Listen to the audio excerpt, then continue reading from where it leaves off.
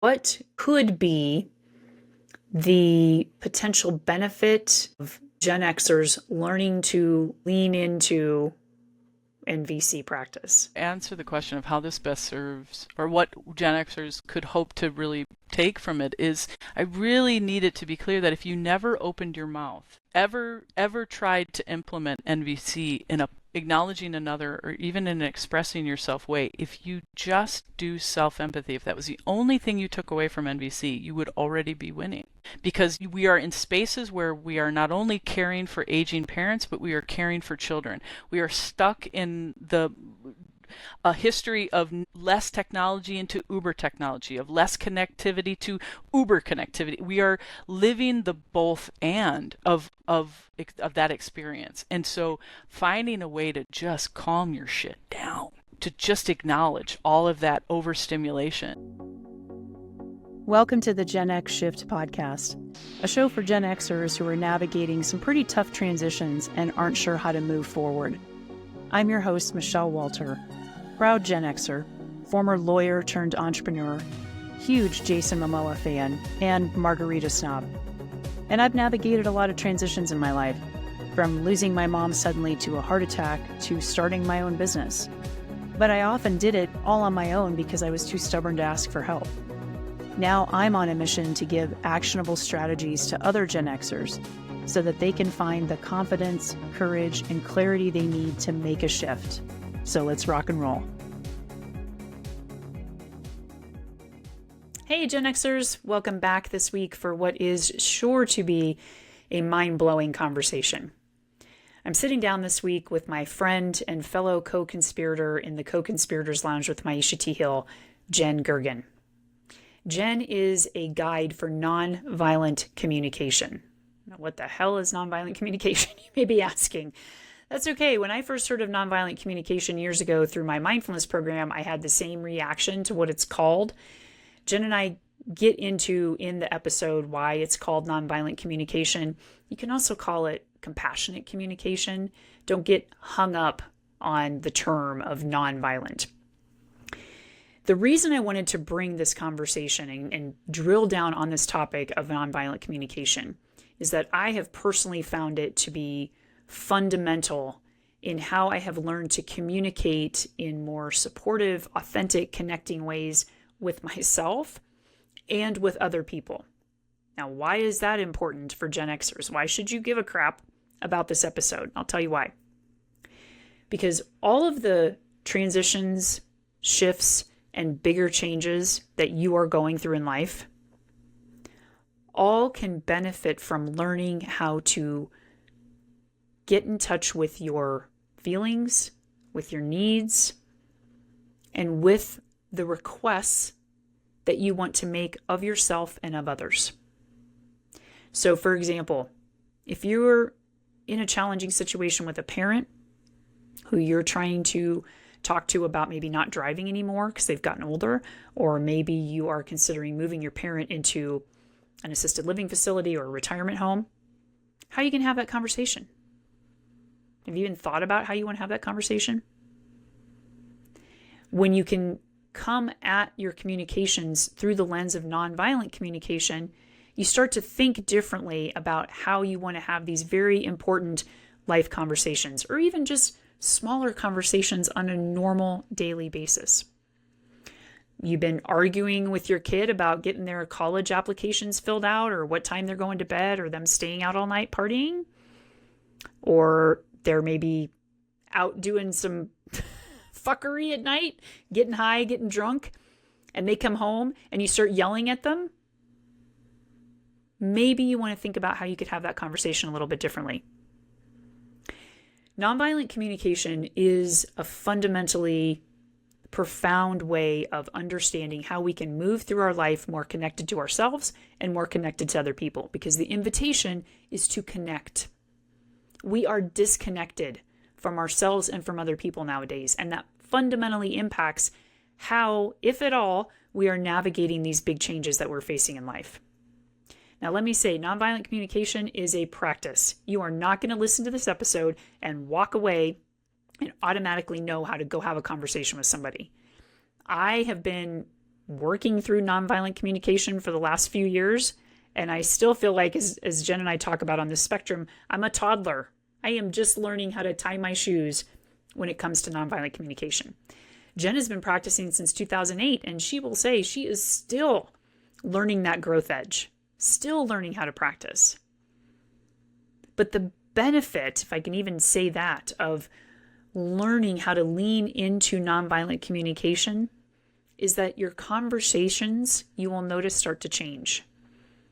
You will start to understand, what is the need that I have now in this situation? Do I have a need for connection, a need for harmony, peace, significance, financial stability? What's the need that I'm trying to get met here? What are the feelings that are coming up that are associated with that need being met or not met? This is some next level awareness that when we can start to bring this to our lives, the possibilities are endless. We can actually start to shift not only how we show up and move through our life, but how the whole world starts to show up. We give some pretty digestible, discrete takeaways that if you learn nothing else, take away a couple of those little nuggets. You don't have to walk away having mastered this whole process, because guess what? There is no such thing. As Jen talks about, we don't want to look at nonviolent communication through the lens of getting it perfect. It's messy, and it's a constant growth edge. If you find yourself kind of getting lost in the weeds of this conversation or feeling triggered by it, that's okay. Pause it, come back to it later. And in advance, you might want to download Jen's free guide that she gives to all of us that I link in the show notes, Nonviolent Communication NVC Quick Resource, just for our listeners so you can follow along with some of the concepts that we talk about. If you have any questions about this, I know Jen would love to hear from you. If you want some more support around NVC, please reach out to her. Everything's in the show notes. Reach out to me if you have any questions. Sit back for this conversation, take it in small chunks if you need to, and trust that even if you just have one small takeaway, that's enough. That is enough. And I'll catch you on the other side. Hey, Jen, welcome to the Gen X Shift podcast. I'm really grateful to have you here today. Hi, Michele. It's lovely to be here. Thank you. Yeah. You are one of those people that I am constantly grateful for knowing, even though we don't always communicate on a really regular basis, but being in community with Maisha in the Co-Conspirators Lounge, her episode will have aired before this one, but it has given me such a soft place to land when I have things that come up that I don't want to go through, don't want to do by myself. I know that you and people like you in the lounge are there. And as we're going to talk about today, you and your wisdom, your experience, and your guidance on nonviolent communication has been truly fundamental and kind of a mind fuck for me, because it's literally learning a whole new language, as we're going to talk about. So it is, and it's one of those things that I am constantly working on. I am so grateful for the gift. I get super frustrated with it, like all the things. And so I just want you to know how grateful I am to you for your guidance and your modeling of nonviolent communication in everything that you do. Oh, I appreciate that. I really appreciate you two naming Maisha T. Hill of Check Your Privilege, because it's very recently that somebody was telling me, like, oh, I'm just so grateful for you bringing NVC into the lounge. And I had to stop them and say, no, I did not do that. Maisha did that. She was running or guiding the nonviolent communication practice. But I have experience. I've been doing it since 2008. And so I was able to bring some more to take some of the load off of her. But it's really important that people know that I'm not the reason why NVC is in the lounge. So I'm glad I get a chance to say that here. By the way, how did you and Maisha get hooked up in the first place? It was at the very beginning of 2020, before even really the pandemic was just kind of getting going, and the things were starting to really explode with Ahmaud Arbery's murder, the fuckery with the woman in Central Park, and then Rachel Hollis did this nonsense. And so she and Louise Doran and Letty Schumit at the time were doing a thing called the Trinity, and they had an incubator, is what they called it. And so it was a chance for me to be in community with them. And so I had a chance to be in a working container going through different things. And then the Great White Awakening happened with George Floyd's murder, and that just solidified my involvement with Check Your Privilege. And so over the years, we've just become closer. But I think I first heard about Maisha listening to Speaking of Racism's podcast, and she was a guest on there. And just the way that she moves and the energy in which she delivers her message was so like, oh, just because it did tie so closely to the things that I hold dear with nonviolent communication. And then being in the lounge and her having that was like, oh, it felt very serendipity. So. I love that word, serendipity. That feels true for me too. Kind of everything that lined up to point me in the direction of eventually joining the lounge and getting to receive and benefit from all of the beauty and wisdom that Maisha and everybody in the lounge brings to the lounge. Because I think Maisha is very clear about, she may have been the spearhead of all of this, but it truly is a collective effort. Mm-hmm. Everybody brings something to the lounge, and I think I really appreciate that she gives people the opportunity, like you, to be able to bring in these different modalities that all help us heal and move differently in the world. So yeah, I think one of our community agreements is look at each other as knowledge makers. And so I think that is something that Maisha was very, very kind to me to say. Like, I would go to the nonviolent communication practices because it's just something I'm very passionate about.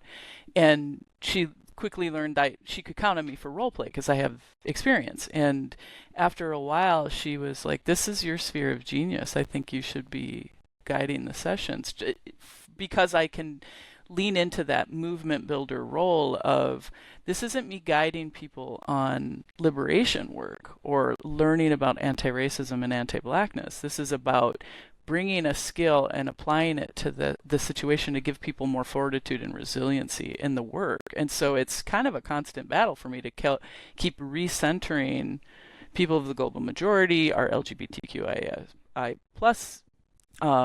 disabled siblings, all the different equity-seeking individuals. That's a really important piece for us. And so don't look at me as a safe white lady to learn about any of that stuff. But I'm happy to be in community with you, to provide empathy, to help bring the skill of NVC. Like, it's been a really wonderful growth for me, and to model what we do in community for other people so that they can bring their gifts in a place that is in integrity and makes sense, but so that they don't rely on her as a commodity that they consume, but that a community member that they partner with.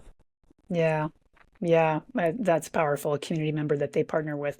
And you said something about bringing more fortitude and resiliency in the work that we do. And that's one of the big reason I wanted to ask you to be on the podcast is I know that your work that you do in the world and your work with NVC is very applicable to everyone, everything, every situation. And I wanted to zero in, as we talked about in the pre-call, on the Gen X folks, because the dots that I was connecting is that A, it would just benefit all of us in general to know how to communicate in this fashion.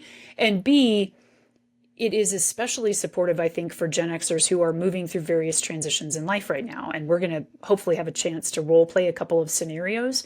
But whether we are talking with our aging parents about how they shouldn't drive anymore, or they might need to go into an assisted living facility or a retirement home, or we're talking to our kids about having to fill out college applications, or we're trying to have a better relationship with a colleague at work, or just our partner or our spouse at home and how we're not happy with things. Like, we obviously are communicating every day.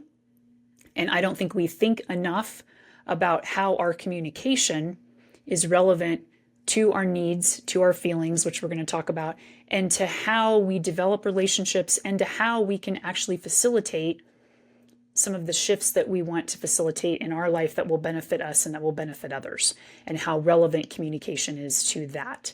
And so that's what we're going to get into today, we have a lot of ground to cover because let me just caveat this with, don't worry. Yeah, well, and like I think we can both like issue this caveat, and you've said this so many times. This is truly like learning to speak a new language. I mean, this is like the Rosetta Stone, the Babbel, the Duolingo, or whatever, of learning to speak a new language, because it's a lot of unlearning how we have been programmed to communicate throughout our lives. And so it's very challenging. A lot of people are going to be like, this is bullshit. I am not wasting my time on this. And that is absolutely okay. That's not where you are. It's not just okay. It's welcome. I welcome the scrutiny and the suspicion, because I've seen too many NVC practice spaces abuse NVC and make it something else. It's, in my opinion, no longer NVC. And so I think what people think it is not an accurate depiction. And in fact, Mindachi is an NVC practitioner who I love very much. She's does a lot of work on decolonizing NVC, and I look forward to, actually, I'm going to have a chance to be on an IG Live with her here soon. But in fact, the book, I highly recommend it. I know this is a podcast and I'm showing you something, but it's her book, and it's just for folks who can't see that, by the way, it's, can you show that? Decolonizing Nonviolent Communication. It's on Mindachi's website, and I'll put a link to that in the show notes too. Yeah, and I do have a page on my website too that I try to highlight different NVC practitioners who I really recommend and want people to check out. So definitely check out my resources section for that as well, because there are people who are focused on social change and just radicalizing the way we communicate. So I think it's important to name that. And it's funny when you talking about it being a language, it is something that I mention all the time. It's a language, and learning a new language takes practice. But in a conversation I was in with a fellow co-conspirator, Anoy Di Costanza, she does a lot of her own work. She has her own podcast. I think it's Heart of an Immigrant, and the concept of language and how language in itself can be weaponized. And so I love all of the feedback about, be careful of how you talk about language, because language has rules, it has grammar, it has these things that have been weaponized. People who do not speak a language as their first form of language. There's a lot to say around that. I don't want to get too wrapped up in that, but just all of the ways that people want to scrutinize NVC, I'm fully interested in hearing it. I'm not resistant to it all. I don't feel a personal attack with it. I love it because I probably agree with all of it. Yeah. So I want to rewind just a little bit and give folks a sense of you. You are a Gen Xer. So a little bit more about you and your backstory and what eventually led your journey to working with Marshall Rosenberg, who was is founder the right way to say that of founder of the Center for Nonviolent Communication. Yeah, he's definitely who people credit with like the concept of calling it nonviolent communication. And it's funny because I remember being in community with him, and he was always talking about how he felt some mourning about it being called that, because we talk about ask for what you want, not what you don't want, and calling it what you don't want. It's like, it's funny that that is the legacy that he's left. But he would always say, he's like, listen, this isn't my brainchild. I'm just putting it in a framing that is making sense to you, but like the concept of this. And so I was grateful that he, particularly as a cis white man, did not try to own this as his principles, because some people try to credit him with that, and he, at least in the community I held with him, he did not. He's very much I look at it as a synthesizer, because he's taken a lot of what I see as ancient wisdom practices, principles, because I see a lot of mindfulness, obviously, in nonviolent communication, and we'll talk about that a little bit. But he kind of synthesized all of that together, and that was his gift, his genius. Really ain't nothing new in the world anymore. We're all just kind of synthesizing and digesting it in ways that show our unique individual gifts and that resonate with us. And he did it in a way that encompasses and now is called nonviolent communication, which is a phrase that I've heard you and him on videos talk about, why he kind of regrets that title a little bit. And we can talk about that in a little bit too. So tell me, yeah, just kind of tell me what your journey has been like for you, what life was like for you growing up and things that might have led you to eventually going down that nonviolent communication path. Wow, yeah. God, it's interesting when you're Gen X and now have 40 some years behind you, and somebody says, "Can you Or just give 50 us a some. snippet of your life?" Right. I've also lived a very unique and interesting life with some of the things that I've done. Like, I did graduate high school, but ran away with the circus shortly after. And I say that, and it's not actually the circus, but I traveled with the Renaissance Festival circuit. I was a juggler. I taught juggling for 30 years. And so I was doing that for a while, and then I became a musician and did that for a while. It's like I have a unique resume, to be sure. And so it's like, I don't even know where to start. I mean, I would say that I was blessed to have parents who were together and very loving and also incredibly supportive of any kind of creative endeavor I had, so that I never felt that pressure of you need to go to college, you need to be XYZ, whatever. And so I felt very much liberated at a very young age. And so I was often the rebel in high school. And so in the way that people would rebel against their families, I didn't need to. I just rebelled against society. And so I was already kind of bringing these fight oppression ideas into my life. Thankfully, I've, over time, especially with the guidance of my T. Hills, learned to shift the way that I use that fire and passion and decenter my whiteness and all that. But I would say what led me to NVC is that genuinely there are people who in my life who would die of laughter knowing that I'm guiding NVC, because I had huge explosive anger issues, very massive trauma that just manifest as explosive anger. And so I have really had to work on this.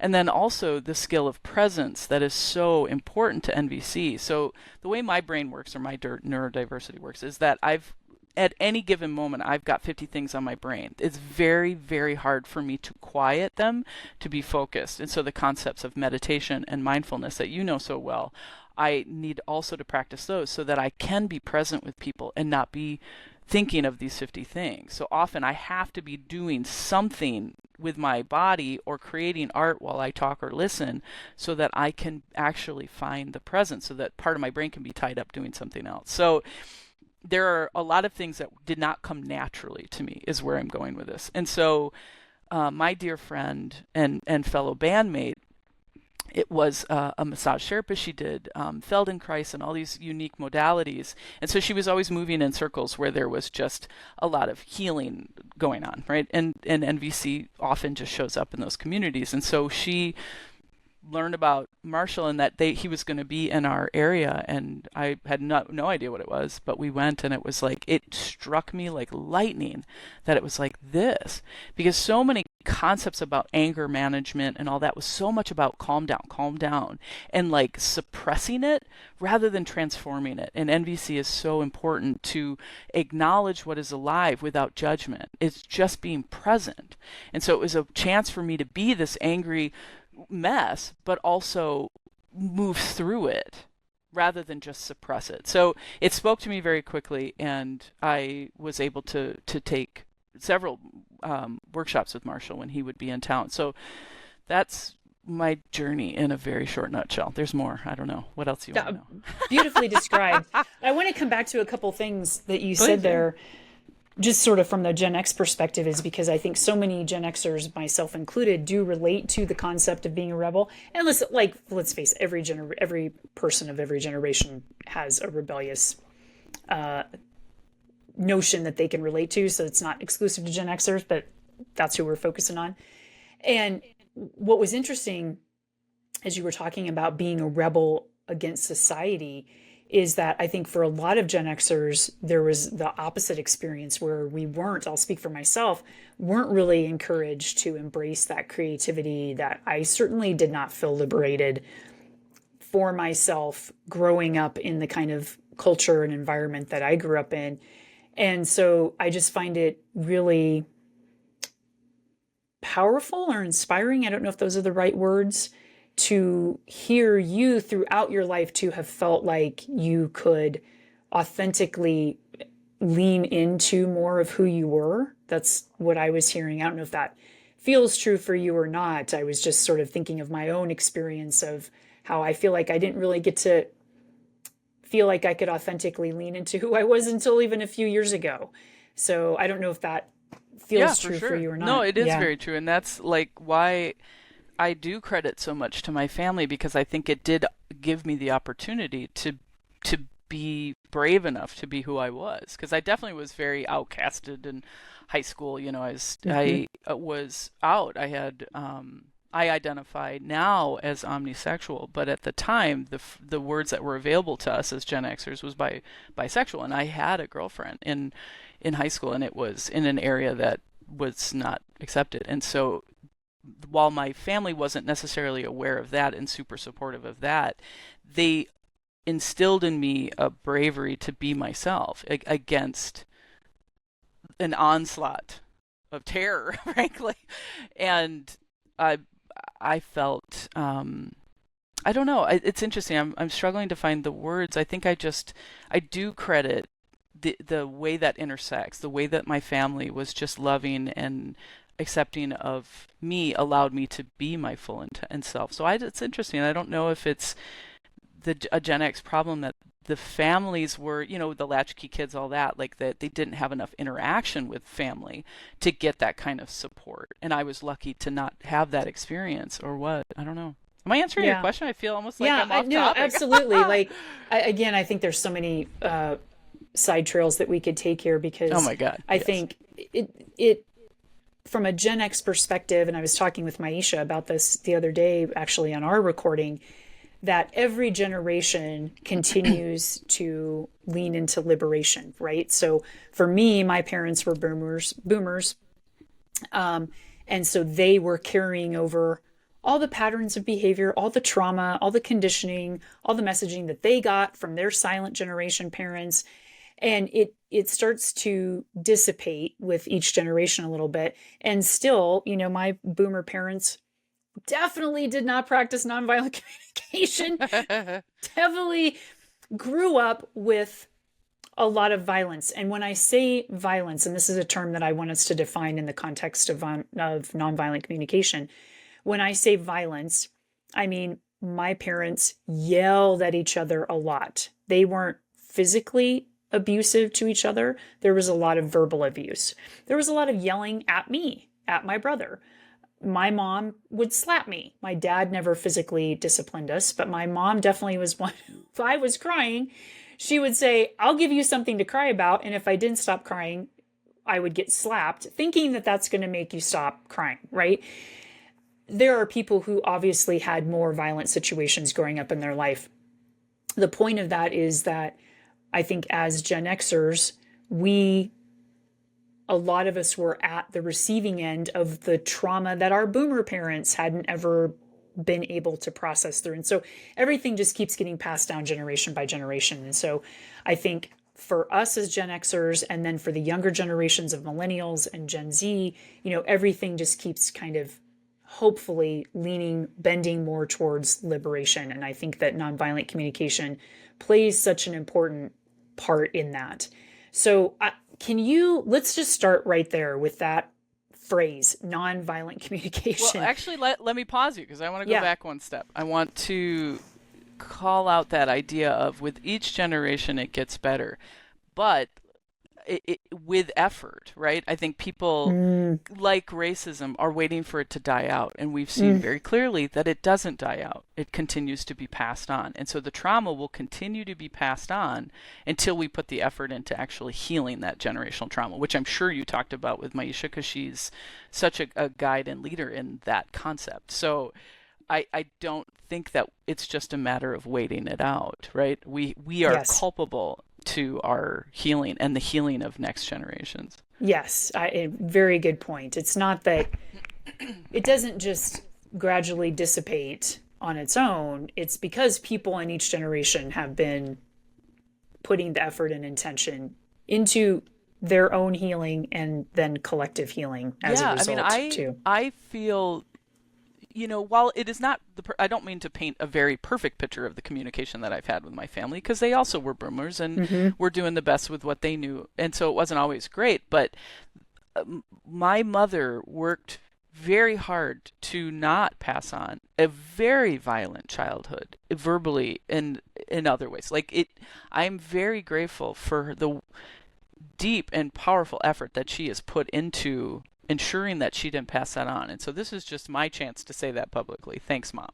But also acknowledging that it's still not perfect. And so just a pause even to allow for people to, you don't go from 0 to 100 in one leap. You have to acknowledge that your attempt at nonviolent communication, stop reaching for perfect formulaic NVC.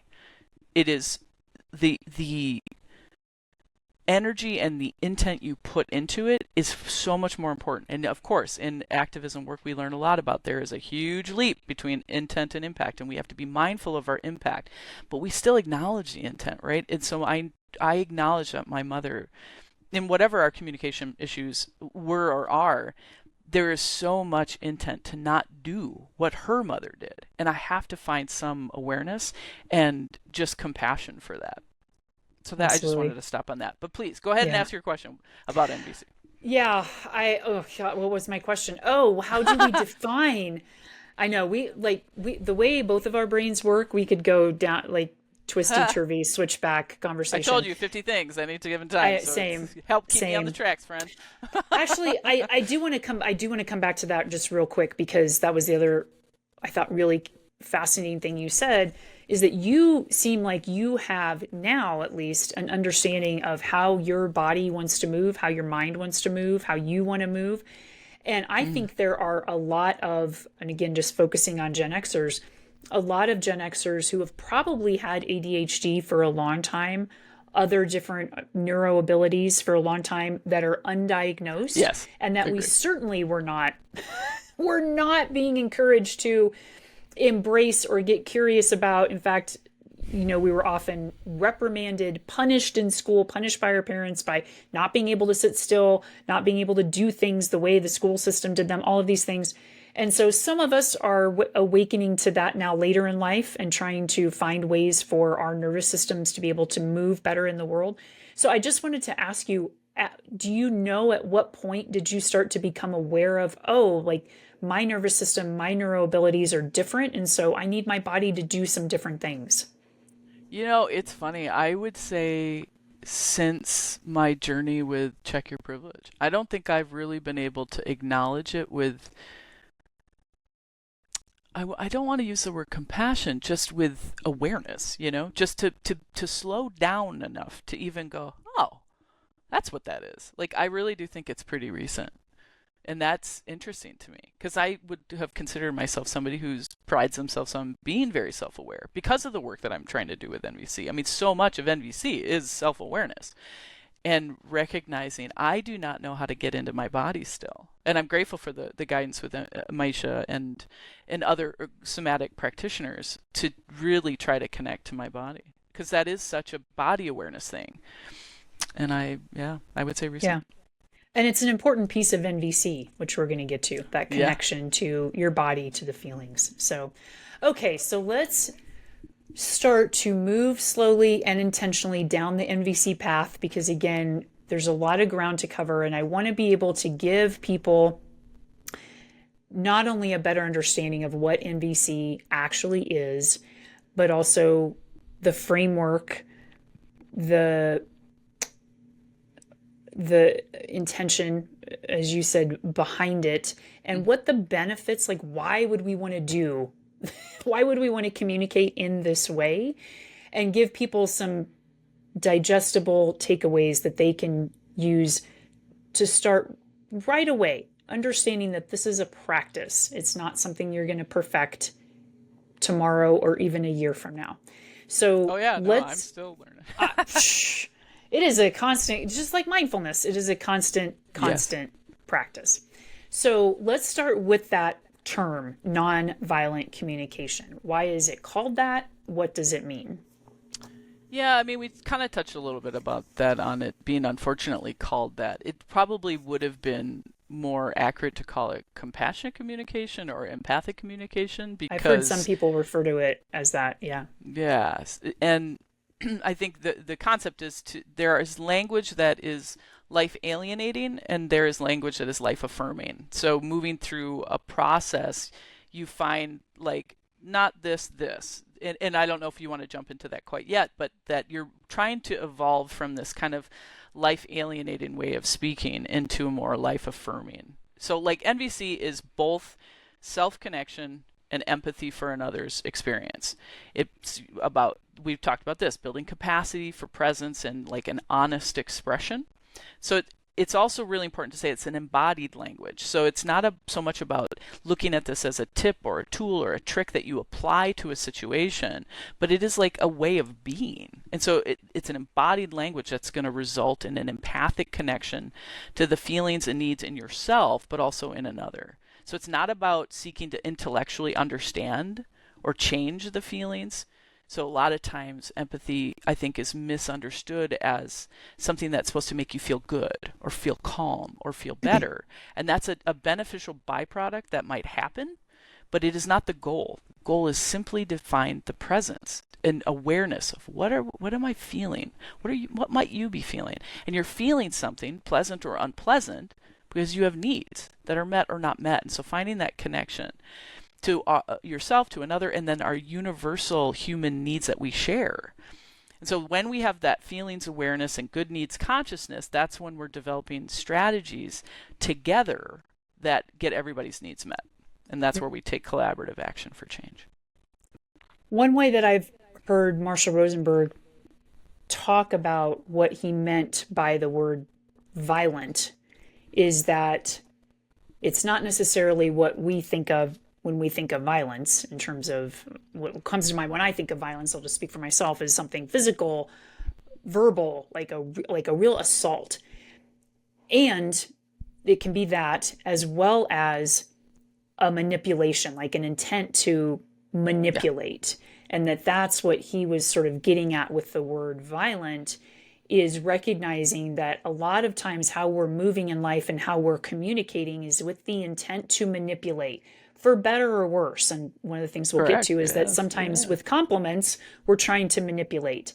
And so it's that subtle or very overt undercurrent of manipulation. That's the violence. And when we're trying to manipulate somebody else into the way we want them to think or feel, we're not being present. We're not connecting with their needs. We're not connecting with our needs, right? So I think if you don't like the word violent, use something else. Like you said, compassionate, empathetic, well, kind. It's interesting too that you mentioned manipulation. So I do, some content on Instagram to just give different little tips and tricks and stuff. Yeah. And for whatever reason, I had something go viral. And I don't Let's think just talk about that. Yeah, let's talk about it. Go ahead and say it, because I want to actually link that in the show notes. Yeah. Oh, that video? Yeah, I think I don't think I actually even said anything particularly spicy or juicy. It's just for whatever reason people pick up in their algorithm and then it takes traction. Yeah. But the video was titled "Compliments and Insults Are the Same Thing," which I acknowledge is a spicy way to phrase that, and people get a little uncomfortable. And in that video, I talked about that concept of manipulation, but recognizing too that that's a trigger, because manipulation, I think, for a lot of people implies malicious intent, like a choice. There's a very deliberate choice, and I understand. I don't actually have resistance to that belief that people have, and so I long for a better way to phrase it, because the reality is when I'm giving a compliment, it's not that I'm trying to manipulate you to get, like, here, let me back up. So the concept of manipulation being a tactic we do to get something that serves yourself in some more nefarious way, but even like wanting to compliment somebody to help them feel better about themselves, that's still me trying to manipulate the situation, even if I'm not necessarily getting anything out of that other than maybe the concept of contribution and appreciation and all that. Like, we'll probably get to it, but every single thing we're doing, everything we're thinking, everything we're saying, everything is in a constant effort to meet a need. We are constantly meeting our needs with every action we take, including giving compliments.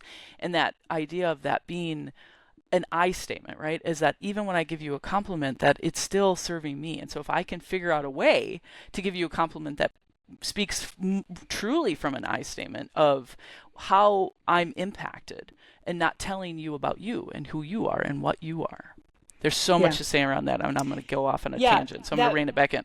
That video and the ensuing comments were fascinating because it did trigger a lot of people, understandably, because most of us, when we give a compliment, our intention, this comes back to the difference between intention and impact a little bit, our intention is to make somebody feel good. And here's the language, like make somebody feel good, make their day, make them smile, cheer them up.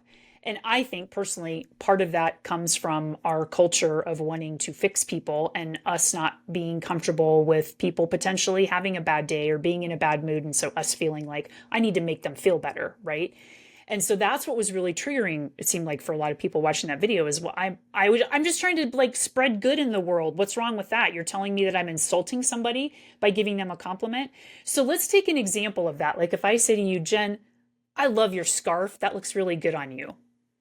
How could we tweak that, if for lack of a better word, or how could I come at that compliment through the lens of NVC? Yeah. So before I answer that question, I want to acknowledge what's happening in people right now of like, God, can't you just compliment somebody's scarf? Yes. Yes, you can. Yes. So it's like, yes. Don't get too hung up.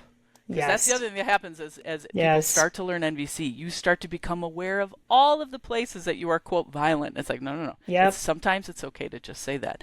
But if we can constantly be reaching for a more evolved version of that, it will impact more high-stakes scenarios. Like telling little girls that they're pretty. Like there are situations where the stakes are higher. But running into somebody at the grocery store and liking their scarf and saying, wow, love that scarf, looks great on you, is fine. In my opinion. I just want to pop on that because that is me to a T, like all up in the headspace of, fuck, I can't even like do that right. Like I'm just trying to like make somebody. I just on the trail the other day I saw a gal that had a really cute skirt on. I was like, love that skirt. Then I'm like, ugh.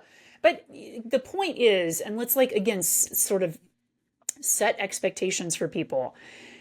Nonviolent communication is not about making yourself feel bad because you're not communicating in a nonviolent way. Like it's not, if you're noticing shame or guilt or expectations or perfectionism, all those things coming up, this is where what we'll get to, coming back like to self-empathy, right? So it's not about making you feel bad about how you are communicating. So don't get all wrapped up in your head of, I can't even fucking give somebody a compliment because I don't know how to say it.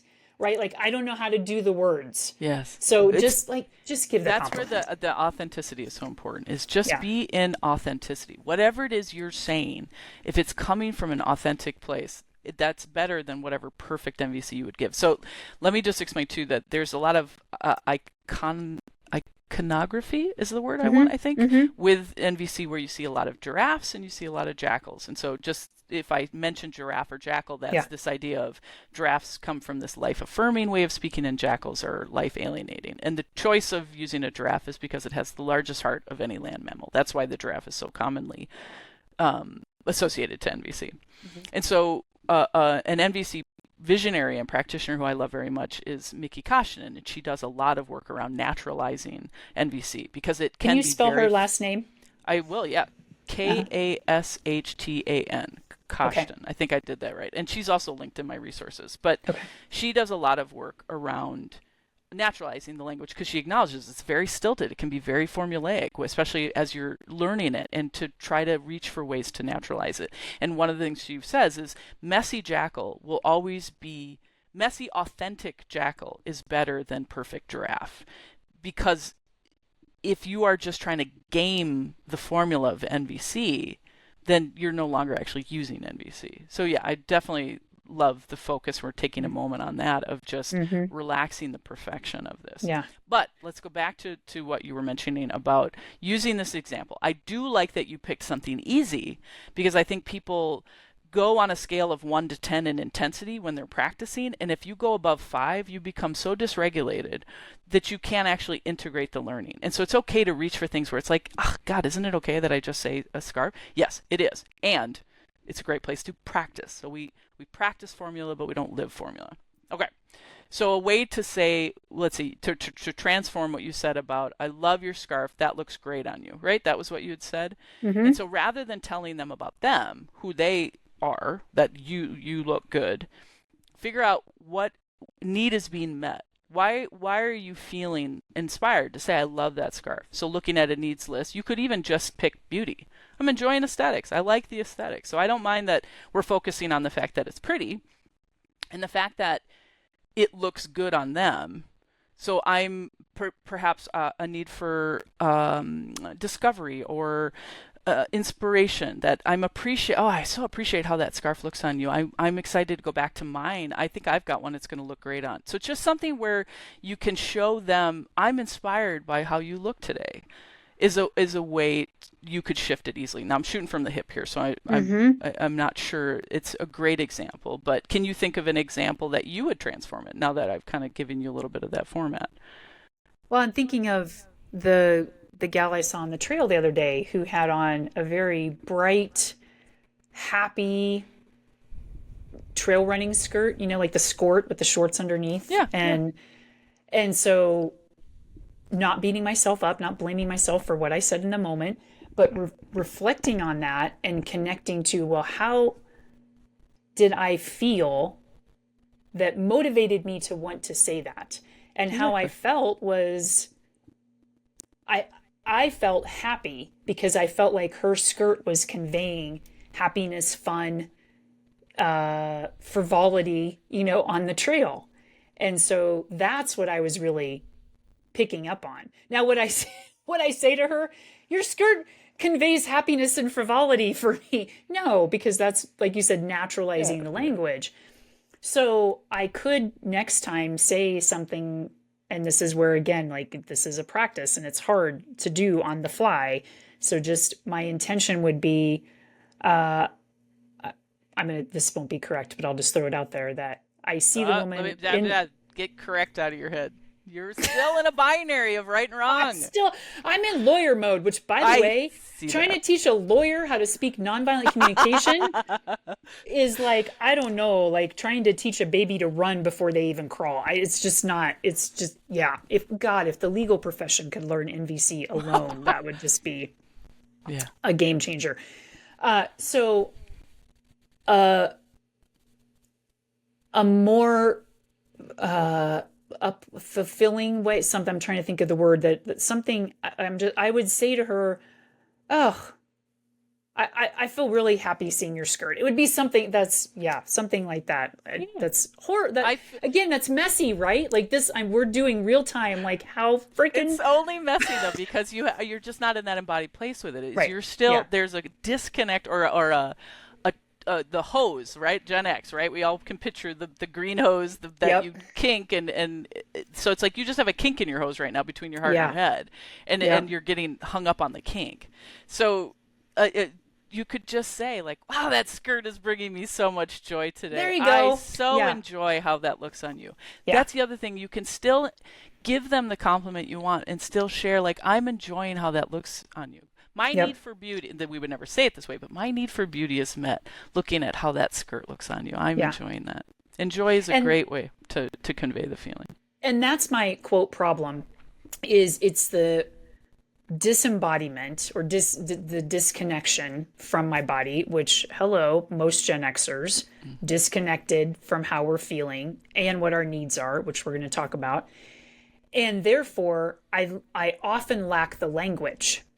So that, I think, was my problem as an attorney for years, by the way, is I just couldn't come up with the words. I hated having to think on my feet and come up with the perfect words, the correct question in a deposition, the correct statement to a 3-judge panel, like that pressure of coming up with the correct words.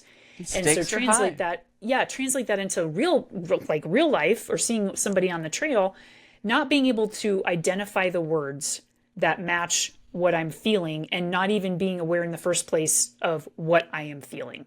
So Yes. Yes. There is yeah, a lot of I think everybody has a decent enough awareness of I feel good or I feel bad. yeah, yeah. But there's a vast valley between I feel furious and I feel irritated, or I feel vulnerable and I feel sad. Like there's, when we have inventory lists, so feelings lists, needs lists, body sensations lists, having access to the words, it's not that any of those words are like, oh, I don't know what that word is. What does that mean? It's just oh yeah, that's what I'm feeling.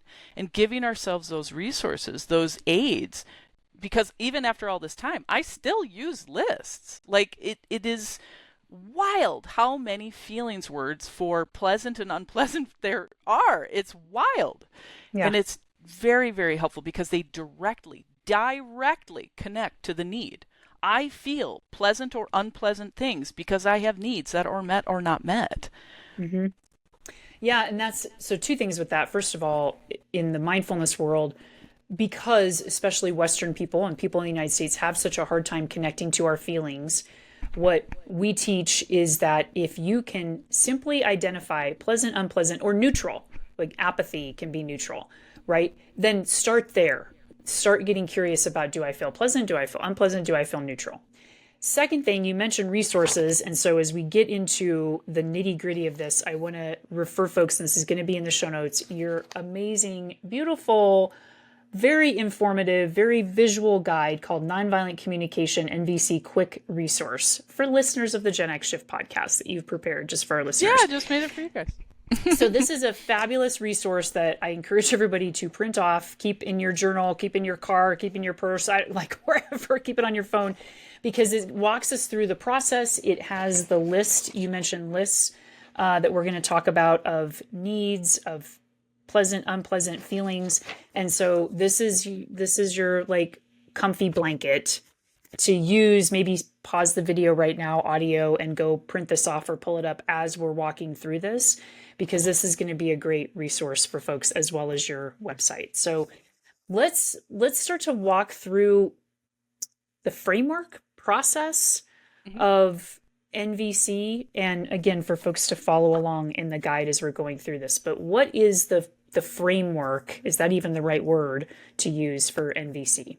I would framework, formula, whatever. And it's kind of nice that we've done some contextualizing already. We've done a little bit of just kind of what I enjoy about the way this conversation is going is it is not linear. And so it's already prepping you for that concept of this isn't a cake you eat in one bite. It's also not one that has to move through a chronological order. Sometimes you start at needs and then you go back and you move around. And so release now your addiction to chronological formula, but acknowledging that we do practice formula to try to integrate and build an intuitive understanding of it, but it doesn't have to be linear. So yeah, the basic fundamental formula of NVC is called OFNR, which stands for observations, feelings, needs, and requests. And it is all connected. So don't look at these as separate silos. I think sometimes when people are going through the process, they're looking at what are the observations I can make? Now, what am I feeling? Now, what am I needing? No, it's I have this observation of this, which is inspiring me to feel this because I need this. And so now my request is this. It's like finding a way to connect it, or starting at, wow, I'm really needing this, which is making me feel this. And I'm observing this. So you see where you can move around. I want to pause because I'm going to go wild on going too far. And so I just want to pause there and make sure that I'm going down the track you want me to go down. Yes, absolutely. That is exactly the track that I want you to go down. So keep going. Okay. So the formula then expands a little bit when you do a self-empathy process. So that formula is the basic formula, but we add in a couple steps for this concept of self-connection and self-empathy, because observations from a life-affirming standpoint are not judgments, evaluations, and assessments. They are facts. Now, let me pause on that. Facts is still something that is subjective to our experience. So as NVC practitioners often will say something like, it's as if a video camera recorded. Make observations as if a video camera recorded. but acknowledging that looking at video camera footage can inspire different facts for different people, but particularly based on our lived experience or the identities we hold. So making sure that you're still owning your facts, right? But self-empathy provides an opportunity for a safe place for you to have all those beliefs and judgments and assessments. Because listen, yes, on our path to enlightenment, we hope to divest from that, but we're living in the real world. So give yourself some place to have the beliefs that you have. So we acknowledge the beliefs. Then we acknowledge that things are happening in our body. And having good body awareness is important because it's yet one more cue for you that you're dysregulated or feeling great. It's also good to acknowledge, wow, I'm feeling really warm. I'm enjoying this. This is what content feels like. I really want to be mindful and show some gratitude for this. So don't just use NVC in these processes when you feel tension or conflict. Use them also in pleasant moments of gratitude. Or just simple, to your point, neutral awareness. Yeah. Go ahead. I want to pause. Yeah, I want to pause for just a second because I feel my brain going into attorney mode in a good way in terms of wanting to operationalize, which is a word I borrow from Dan Harris because I love that word, operationalize some of these concepts for folks so that they can digest as we're going. And the first concept I want to operationalize is the observation concept. Word. What we are observing are a variety of things, right? We're observing thoughts, we're observing feelings, we're kind of observing ourself and the situation. Am I following that correctly? Yeah, I think in a overarching all the whole way, but I think in the formula of NVC, it's looking for what are you noticing in terms of what are you seeing, what are you hearing, what are you reading, what are you physically experiencing. And yes, you can notice and those feelings might show up. And so you're popping them down in your feelings part. But it is important to reach for the catalyst. What is the catalyst? Because that's more of the self-awareness too, of just, or even just awareness of your bias. Like being very clear on the catalyst for what brings the body sensations and feelings and needs is really, really important. And so an example would be when I hear, well, let's go back to the compliment you wanted to get. When I see your beautiful skirt, or now this is a great moment too to show it's good to tease apart where my observations and my beliefs are. And in this moment, I just noticed, beautiful is an assessment. So that's a belief I have about the skirt. And so again, I get that this is a quote kind of silly example, but practice very silly examples so that you can integrate this process so that you can apply them to higher stakes situations. So again, with the skirt, I see a very brightly colored skirt, which is bringing me feelings of joy and happiness because I have a need for beauty and play. Yes. And so the request in situations of gratitude and things like that can be a little bit like, well, what would I request? It's just maybe the request is simply your skirt. I think maybe the request is simply, I want to remember to pause and acknowledge that I enjoy simple joy. And maybe I don't make enough time for that. So I'd like to, or I really enjoy the need for contribution and nurturing and support. And I would like to give this person a compliment about their skirt because I would love to see if that might brighten their day. So I'm going to request of myself to say, hey, man, that skirt is bringing me some joy today. Thank you. Yeah. I'm really enjoying how that looks on you. There you go. Yeah. That's the process. Yeah. So the key there with the observations, which again, challenging for people we recognize, we're just kind of hitting the highlights here, is that with the observations, we are sticking to the facts, as attorneys would like to say, which is really hard for people because noticing that even the assessment of something being beautiful isn't a fact. Somebody else could have looked at that skirt and thought it was super ugly. Yep. So trying to stick as objectively, which is, I think, why I love so much how Rosenberg brought in a lot of mindfulness, because that's one of the core qualities of mindfulness is removal of judgment, recognizing when we are judging for better or worse, Yes. Beautiful skirt versus ugly skirt. That's still a judgment, right? Well, and let's go back way back when we were talking about this video that I did. The inspiration for the video, or where the point I eventually get to in the video, is for me as a musician of a unique instrument. So I play didgeridoo, and teach and sell and find me on this, anyway. That's a Yes. separate plug we'll do. Like I said, I've got an interesting resume. I It's an interesting instrument. So people often are like, "Oh my God, you're amazing." And it's like, okay, I love your telling me that. Have you ever heard a didgeridoo player? No. Well, then why are you qualified to tell me it's amazing?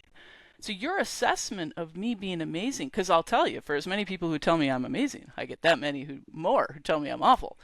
Again, same question to them. Have you ever heard a didgeridoo player? No. Well, then how do you know I'm awful?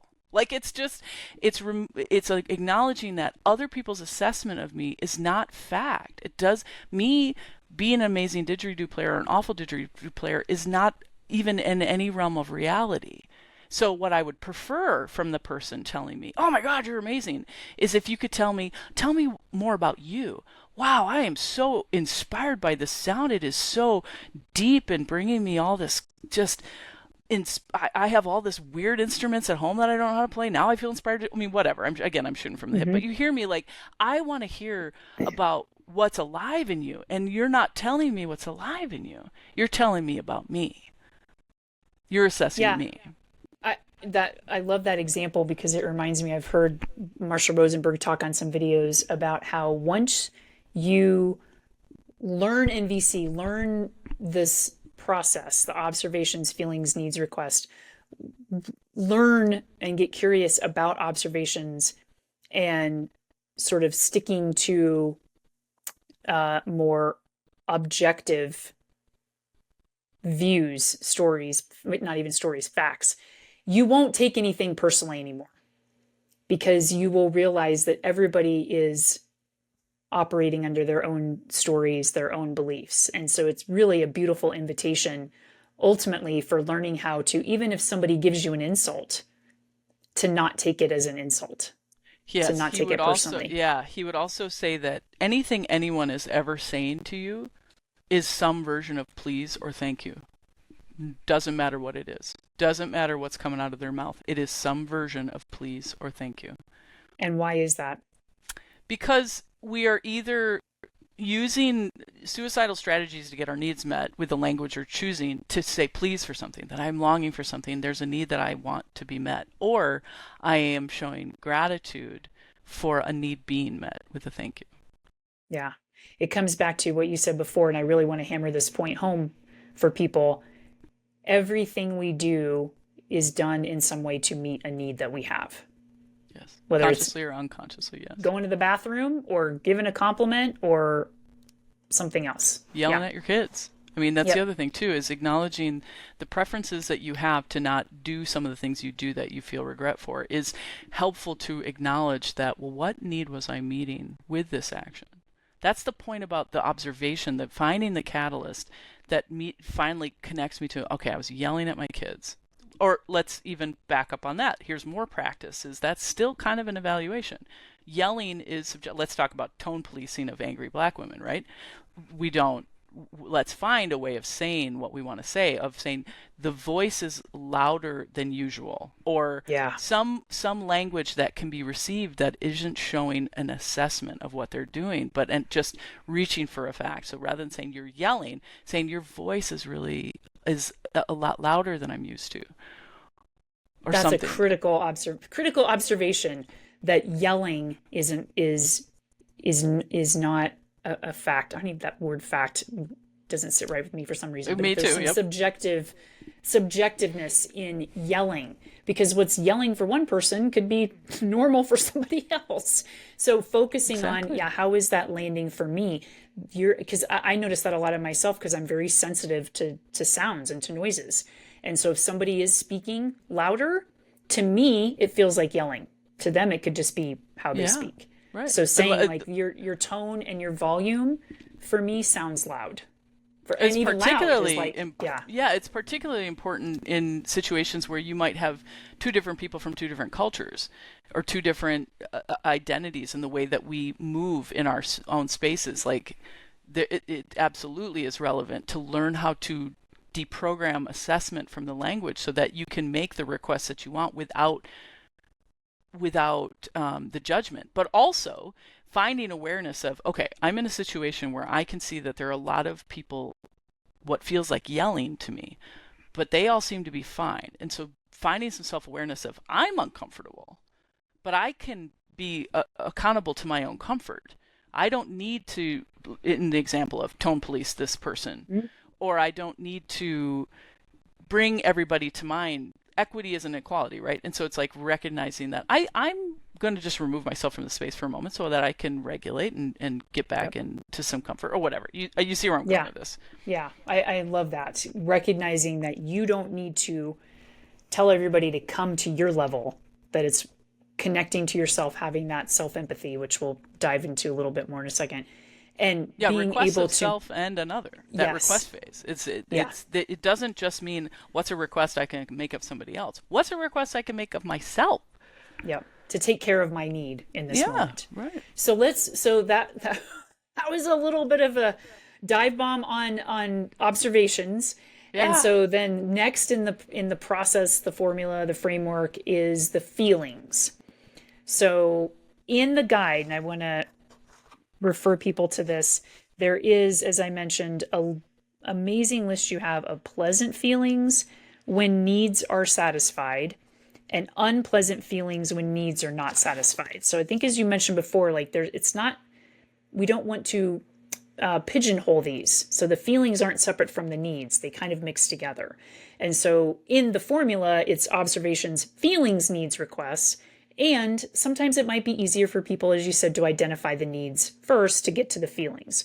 But let's go into the feelings a little bit more. When you're talking about feelings, after you've observed, made all these observations, then you're connecting to feelings. What exactly does that mean?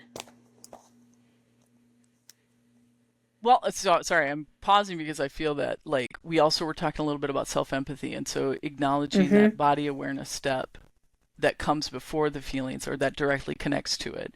And so the feelings, your emotions, oh God, there's so much in my head right now because I'm also thinking of like discerning belief-based feelings. So sometimes a lot of the way that I help people access NVC is a lot of not this, but this, right? Showing people examples of this is what I mean by a faux feeling, or this is how we typically move, this is how we're trying to transform. And so it's like I'm trying to step outside of it and walk us through in a way that is like more, I don't know, to your point, operationalized on a legal level. And it's like, oh, I don't know how to do it that way. So do it how it feels good for you. So the thing that I want to say about feelings is, so we're working to create this life-affirming versus life-alienating, right? So we're moving away from judgments, evaluations, assessments, and observations. We're clear on that. So with feelings, we're trying to move out of our head. We're trying to get away from our thoughts and the beliefs and down into our heart where our feelings and emotions are. So having, like I said, clarity on good or bad is not quite the direct link to our needs. So reach for a little more clarity. Okay, I'm feeling bad. Well, what kind of bad? Or I'm feeling unpleasant. What kind of unpleasant? Well, I'm feeling furious. Okay, well, why am I feeling furious? Because a need isn't getting met. And so that would move us into the needs list where we're trying to reach for the need. Is that answering the question? Yes, it is. And I want to like pause because just to repeat this record, we're walking through something through the lens of a formula that, as you said before, is not formulaic. Okay, so I think that's why we're both sort of like finding our way in the dark here and how we explain this. And recognizing that it can be very challenging for a lot of people for a lot of reasons to notice, number one, and number two, get in touch with their feelings. And there's a question that's coming to mind that I want to ask about that too.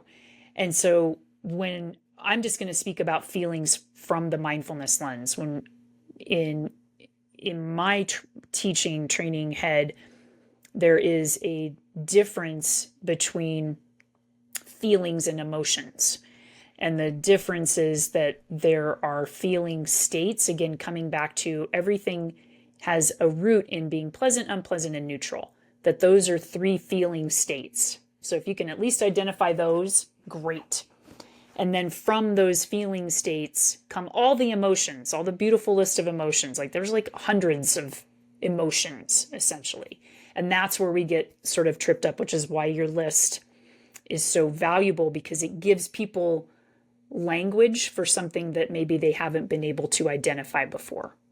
I love And related to that are the physical sensations that come up, that sometimes for people, I find that can be sometimes easier for them to identify than the feeling, because they may not know the feeling, but they know that their fists are clenched, or they know that their chest is tight, or their shoulders are scrunched up, or their head is, right? So there's sort of the lesson here is that we're walking you through a formula, and you might come at this in a lot of different ways for yourself. Exactly. Because to your point, some people come at it opposite. They don't notice. They know they're furious, but it's like, do you even notice that your fists are clenched right now? You know, and the importance of that body of awareness of recognizing, oh, my fists are clenching. That's a cue I'm getting angry. Or to your point, I don't know that I'm furious, but I am clear about it's interesting. Like, we all access this differently. It's awesome. I love the distinction of feelings from emotions, and that idea of pleasant, unpleasant, and neutral. It's excellent. I'm happy to take that with me. Thank you. Yeah, please. It ain't mine. Take it. Like I said, nothing's original anymore. Exactly. So yeah. So the thing that I was kind of hinting towards too, of this belief-based feelings, or quote faux feelings, and it's hard because when you say faux feelings, it implies wrong, right? That, I think, literally is what faux would mean, is like, I don't know if wrong is the right word, but that's the impression. It's like, no. What you're feeling, not the thing. What you're feeling isn't wrong, but what you're saying isn't actually what you're feeling. And so an example of that would be, people love to say, I feel used, I feel manipulated, I feel abandoned, I feel any number of other things that could come up, belittled, ignored, disrespected. Yeah, exactly. And none of those things are feelings. Those are telling an assessment of blame and wrongness coming from somebody else. I believe you are using me. I believe you are manipulating me. I believe blah, blah, blah. And so the request is to dig a little deeper and figure out, well, what are you actually feeling? Because telling somebody, I feel used, two things are going to happen. Either they get on their front foot for attack, tell you why you should be used or manipulated or ignored or whatever, or they're going to go on their back foot for defense and tell you why they don't believe. I'm not using you. I'm not manipulating you. So we're disconnected already. We're life alienated, right? And so reach for the I statement that helps people understand what's alive in you. So if I say I feel belittled, well, maybe I feel angry because I have a need for respect. And so how can I say that, particularly in a naturalized way in which we speak? Like, I'm really feeling frustrated right now. I have this worry that what I'm saying to you is not landing, and the way that you're replying to me is showing me blah, blah, blah, blah. I'm shooting from the hip here, but yeah. I would love to hear your impression of what I'm saying, because I want to make sure this is landing. Yeah, that's been something that when I first heard you talk about this was really a light bulb moment for me, you know, whenever that was a couple years ago. And also a little bit of, as I said, mind fuck, because it's, again, something that we're so conditioned to do and we don't even realize it. And I think, I don't know if this is the same as the example that you used or a little bit different, but one of the things that sounds like it rings like a bell for me when I hear myself saying this is whenever we say something that uses the word like. So it's, you know, and I'm of course now on the spot trying to think of an example, but I feel like you don't even notice that I'm here. Right. That's not a feeling. So explain to me why that's not a feeling. I would bet all of the money I have ever owned in my lifetime on the fact that whenever somebody says, I feel like, whatever you are about to say next is not a feeling. That is one of the cues. I feel like, I feel she, I feel he, I feel Bob, I feel my boss, all of these things that we say. Like yes, yep. Yeah. None of those are feelings. Yeah. Which is really, like, if anybody can, if there's like a big takeaway for folks, it's that. Start to notice when you are saying, I feel like da da da da da, right? Because that's an indicator that you are not actually present with the true feeling underneath that. So let's take maybe like a political, since there's some politics going on in the world nowadays. Oh yeah. If somebody says, I feel like the other side just doesn't give a shit about us. Mm-hmm. What might actually be the feelings that are going on underneath that. So when somebody says, I feel like the other side doesn't give a shit, what are they actually feeling and needing? Yeah. I don't know. Tell me. Look at your list. Look at your list. You're making me do homework. Now I feel like an attorney. No, this is great because so what I would, and I love this. This is like how we operationalize this for folks. So what I would, if I catch myself saying that, I feel like the other side doesn't even give a shit about us. I would pull out my list, and that would be unpleasant feelings when needs are not satisfied. So in looking at that, I love that you have bold as like a umbrella category and then words under that for little related words. So I would feel afraid, annoyed, pain, sad. And so under all of those, like the afraid could be like terrified, worried. I'd feel annoyed in terms of I'm aggravated, I am frustrated, irritated. I'm sad because I am like really disappointed and hopeless. Yeah. Like those could be. What I appreciate about the flow that you just did right now is it demonstrates there are kind of like primary emotions and secondary emotions. There are separating emotions. They're valid. It's not to imply that your feelings aren't valid, but when we feel angry, that is a separating emotion because it implies there's something wrong or that something bad is happening. And so getting to that softer I place, right? Anger is more of an external, focused on some external factor making you angry, right? Whereas a more connecting emotion is dropping into the part where you got to, which is sad. And maybe you would eventually get to the place of yearning, longing. I feel like the other side doesn't give a shit because I'm longing for there to be whatever, equity, etc. Yeah.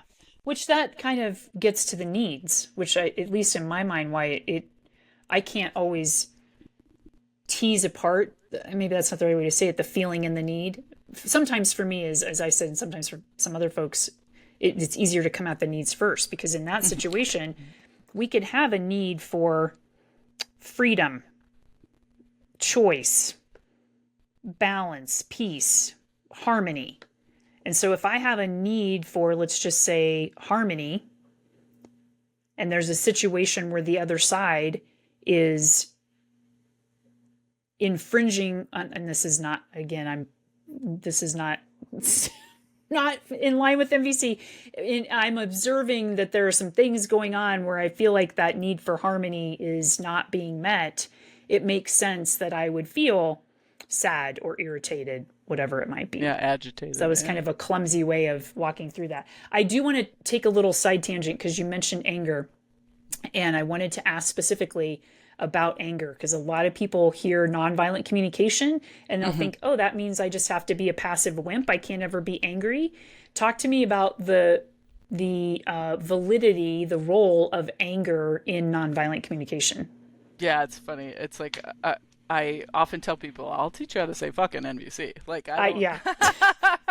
I am passionately dedicated to the concept of it is not about like, kindergarten teachers and soft voices and we all get along and everybody's playing. It's like, no. Nope. It's just presence and awareness. And sometimes that comes with a loud voice. God, there's so much I want to say about that too, because Marshall had a quote that he would say is, when furious, get curious. And so anger is a powerful, beautiful tool that shows you that a need is not getting met. Just like any feeling. Every feeling is showing you whether a need is getting met or not met. And so anger is not something to be ashamed of or sad about. I think the way that we process and transform our anger is, I did some content recently around, I've been reading How to Fight by Thich Nhat Hanh. It's from his series, like How to Eat, How to Play, How to whatever. There's all these beautiful books. And so the How to Fight one is certainly around, that really speaks to a ton of NVC concepts for me. And he would talk about, are you rehearsing your anger or are you processing your anger? And so this idea of throwing darts at something on a picture on a board is, it feels like junk food. It feels good. And I'm getting my anger out and it's not a real person and nobody's experiencing physical harm, but I am rehearsing my anger. Same with like punching a pillow. And the belief that is a safe place for me to explode this anger, and I don't even know that I deny that, but be careful how long you indulge that, right? You're still rehearsing your anger when you do that, rather than going through a self-connected process of going, man, furious right now. And then moving through it. Okay, I'm furious. Why am I furious? Well, because my need for respect isn't getting met. Okay, so what do you want to do about it? Like, get your request met. What is your request? And I'm going to go on a tangent with requests. I'm going to rein myself back in because we'll probably get to it. Mm-hmm. Yeah. I love how you explain that because, again, coming back to the mindfulness lens, which is why, I mean, honestly, mindfulness and NVC, two peas in a pod. All emotions, feelings have their place in the human experience. It's how, as you said, how we process them. And is it done in a way that's healthy or unhealthy for ourselves and others, or supportive and unsupportive? I don't even like those binary terms, but we're kind of limited in our language sometimes. Yeah. And so anger can be a very wise, intelligent emotion and response to a situation. And I think our discomfort with anger has been due in large part to the fact that we see a lot of unhealthy, unsupportive anger modeled or displayed in this country, in our families, in our society. And so anger has its place, and anger can be productive fuel for taking action. And so it's not that you never get angry. It's not that you don't swear or anything like that in NVC. I love how you said that it's how you're processing through it. And are you able to get your need that's underlying that anger met? Which is why the concept of what I was saying around empathy is simply presence. It's not about making somebody feel good. And so it's not this concept of, oh, I feel angry, I have to calm down. It's just be present for a moment with the anger. Just be aware of it. Grace for your feelings is not permission for your behavior. And I can think of Maisha saying too that, feelings lead to behavior, but if you're processing them, you're going to disrupt that part of you that gets into the habit of your behavior. And so if I'm trying to constantly suppress my anger, it's just going to poke out in dangerous ways. So yeah, the processing is important for sure. Yeah. So you've mentioned self-empathy a couple times, and I don't know where, since this isn't a linear process and we're going all over the place, I don't know where the best place to talk about it is. So we're going to talk about it now. What is the self-empathy practice? And maybe start by giving us a definition of self-empathy. Yeah, I mean, it's really no different than what I said before. It's the way that you show acknowledgement to another with empathy, you do for yourself. You just acknowledge, what are the feelings that I'm having? What are the needs that I'm having? In the same way you would make guesses about what are the feelings you might be having. Because we don't tell people what they feel. They don't like that. We make guesses. And so that's what, going back to, because we've kind of been hinting at it, like the body awareness, the belief stage, that's showing up in your self-empathy. So you're acknowledging in a safe container within yourself a chance to name those judgments that are coming up in these knee-jerk reactions.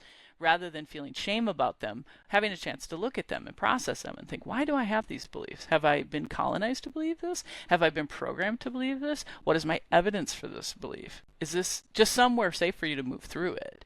And then getting connected to your body. Because again, it's all connected. These are not siloed individual steps. They all connect together. I make observations which show me that I have these beliefs, which is activating things in my body, which is connected to the feelings that I have because I have these needs. And so what is my request? It's the same flow. There's really no difference. Self-empathy just provides a couple extra steps. It kind of seems to me like the self-empathy piece is sort of the thread that runs through the whole thing, because it's not like there's a certain point in the quote process where you practice self-empathy. It's like the whole time. Oh yeah, you're doing it the whole time. Yeah, like you're connecting to yourself, you're connecting to somebody else. That's what the empathy is. Like, think of it as, you're trying to put yourself in somebody else's shoes, essentially, to the best that you can, right? And don't become attached to eating the whole NVC cake in one bite. So if all you can do is acknowledge to somebody who is very angry, sometimes telling them, wow, you must be angry. Yeah, duh, are you paying attention? Like, you start to build on like, oh, I don't actually even need to confirm that because it's pretty clear. But it's clearly, you got a need that needs to be met. And that's the part that you want to be heard on. It's like, wow, I'm really hearing that you are not getting the respect you are longing for right now. Is that right? Yeah. And just stop there. So it's like, you don't have to to give you the formulaic way that you would speak it, as you would say, acknowledging it can sound like, say, when you see, hear, witness XYZ, are you feeling this because you're needing this? Would you like XYZ, or have I understood you? Like, sometimes when you naturalize this language and you embody it, you can say it like that in a way that is heard, but often it's like, what is this formula you're pasting on me? And so it's just say, like, wow, are you longing for some respect right now? Like, I'm just talking about feelings and needs. And then just shut up. Let them respond. And so now when they respond, yeah, I'm needing this. Blah, blah, blah. Now you're doing self-empathy. Oh, their voice. It's loud. I mean, it's like you're dancing constantly. It isn't A plus B equals C. It is, I'm going to express myself a little bit, see what you do. Oh, nope, now you're activated. It's very clear that I need to be acknowledging you. Because let's pause on that. There's 3 different ways we use NVC. We are either connecting to ourself, we are expressing ourselves, or we are acknowledging another person.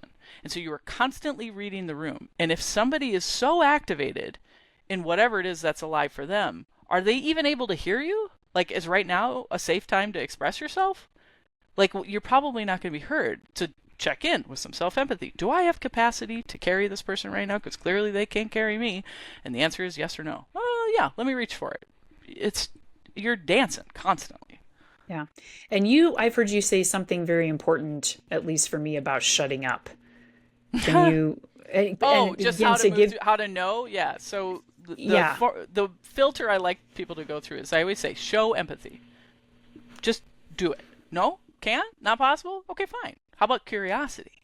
Can you at least show curiosity? No? Don't even have space for curiosity? Then shut up and self-empathize. Yeah. That's the filter. I think that's a really important kind of takeaway number 2 for folks, who just at least want to start dipping their toe into NVC a little bit, and all the rest of it is like, I don't know, OFNR or what. If you can, remember the first takeaway that we said, and then the second one, to do that little process that you just said of self-empathy, connect. Can I be curious? No. Then shut up. And that might look like removing yourself from the situation, just not saying anything. That in and of itself is a nod to nonviolent communication, because then you're not playing into the system. You're not trying to engage with somebody who's already activated and you're activated, and that just perpetuates the cycle. You're just ringing bells you can't unring. I mean, we just get into that messy place of like, and here's what I'm going to say now, is on our path to enlightenment, where we don't do that anymore, we're still living in the real world. You're still going to say shit you regret. You're still going to show up with anger. You're still going to whatever. And when that happens, you can always course correct. NVC still allows you course correction. You can always go back and say, man, remember that time? I would have preferred. It's a great entry. There's never, ever, in my opinion, a point where you can't go back and go and say, remember when we were talking? I would have preferred to have said this. Mm-hmm. You can even say, I would have preferred to hear this. I wonder if that raises a great point that I hadn't thought of about apologies. How do apologies sort of that goes along how do you yeah, go ahead. I'm sorry. No, I was just going to say, like, how can we apply NVC to apologies? It's funny. I'm just thinking of, because we've been talking about how compliments and insults are the same thing, and what had I prefaced that video even by saying, okay, I'm opening another can of worms, because the can of worms I opened before that was don't ever apologize ever again. And that, of course, that's not quite how I worded it, but it's like people get, and it's like, all right, wait, so everybody calm down. I'm not saying you don't be accountable for your actions ever again. It's just, here's what apology does. 3 things happen. You notice I say this a lot. There's 3 things in all the different ways, shows up a lot. So you start to recognize 3 different things happen. Either people get on their front foot for attack to tell you, yeah, you should be sorry, or they get on their back foot where you've taken all their power away, and now they're saying, no, it's fine. You don't have to be sorry. Like you're making them now carry you. Or if we're lucky, you get onto a state of balanced groundedness where people can find language that suits the preference, right? I would have preferred to have moved in this energy. It's an I statement. It's sharing accountability for, I don't enjoy that happened. It's not, again, this is just like giving compliments. If you say, I'm sorry, it's not like that's a problem. It's just, it's not as powerful as acknowledging with accountability. And then your preference, you naming your preference, then shows them, here's what I would do next time. So just, I'm sorry, doesn't really do anything. It's self-flagellation at best. It's like, and you're feeding into their strategy of needing that, like, yeah, you should be sorry. You know what I mean? Yeah. It's like it's feeding one or the other. It's either feeding into their people pleasing that makes you say, no, no, no, it's all right. It's fine. It's don't worry about it. Or that angry attack. Yeah, I love that. Apologies are something I've noticed over the last several years that I'm trying to get away from, recognizing that some people still want to hear the apology, right? Like, and that I think comes back to everything that we're talking about is what are the needs underneath that? Some people need to hear an apology because they have some unmet That's my need. question is what's right? that need? But the apology can ring kind of hollow and it can have that subtle undercurrent of manipulation if I'm not also in touch with, well, what am I needing here and what might the other person be needing, which oftentimes is really more of an amends, like a repair, an accountability, taking action. It's not, I'm sorry that what I did made you feel like shit, right? Like that's not, what good does that do Let's pause though, because I can hear in people's minds right now this idea of like, yeah, I know what an empty apology is, and I'm not doing that. I'm still trying to say I'm sorry with genuine. It's like, yeah. It's not implying that the words sorry are always empty like that. Sometimes they do. So find that what is the deeper meaning. So let's pause on that. Let's use this as a practice, Michele. Look at the list. When somebody needs an apology, which isn't necessarily a need, right? That's a strategy. We haven't gotten to that clarity yet, but strategies are how we meet needs. And so the strategy of apology, what need does the strategy of apology meet? Yeah, well, let's take an example of, maybe somebody saying something that landed as an insult, didn't feel good. I say something to somebody and it didn't feel good, and so I want to apologize later. Like, my need there would probably be one for connection. Like, I have a need for connection. And they might also have a need for, like honesty, authenticity, or integrity. That could also be my need too. And so saying something like, in reflection, I see what I said didn't come from an authentic place for me. I said it in the heat of the moment. That's kind of making an excuse, I guess. But, I didn't say that. It wasn't authentic for me to say something like that. And I want to recognize the impact that had on you. And I'm going to do better. Like, that would be how I would not apologize.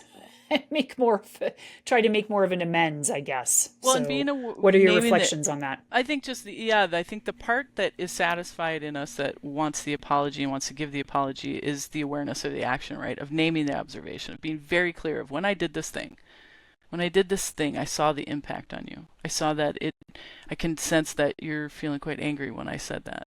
And I would prefer to move in integrity about the other things that you said. And so it's like, but looking at even not just what the context of the apology is around, because you were bringing in that, even just the simple fact that I believe I have a need for apology, and recognizing now, because I'm talking to Jen and Michele and realizing that's not a need, it's a strategy. So my strategy of apology, just the part of me that demands, I want to hear you say the words, I'm sorry.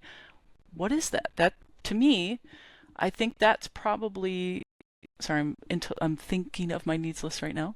Maybe awareness and recognition. Yeah, recognition was coming to me. Yeah. And so then here's where I pause and remember, okay, connection to my universal human need of recognition and awareness is the actual need, and the strategy of apology is how I meet that need. So what are other strategies? Well, the way you're speaking now, the accountability of naming what it is that you have done, and acknowledgement and awareness of how that has impacted me and what I'm feeling and what I might be needing.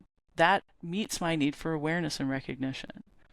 But we do get hung up, attached, and addicted to the concept of, I want to hear you say I'm sorry. Yeah, so if we notice that, big takeaway again here, if you are noticing that you need somebody to apologize to you, that's what the language is, like, I need so-and-so to apologize to me so that I can move on, so that I can get closure, like whatever it is.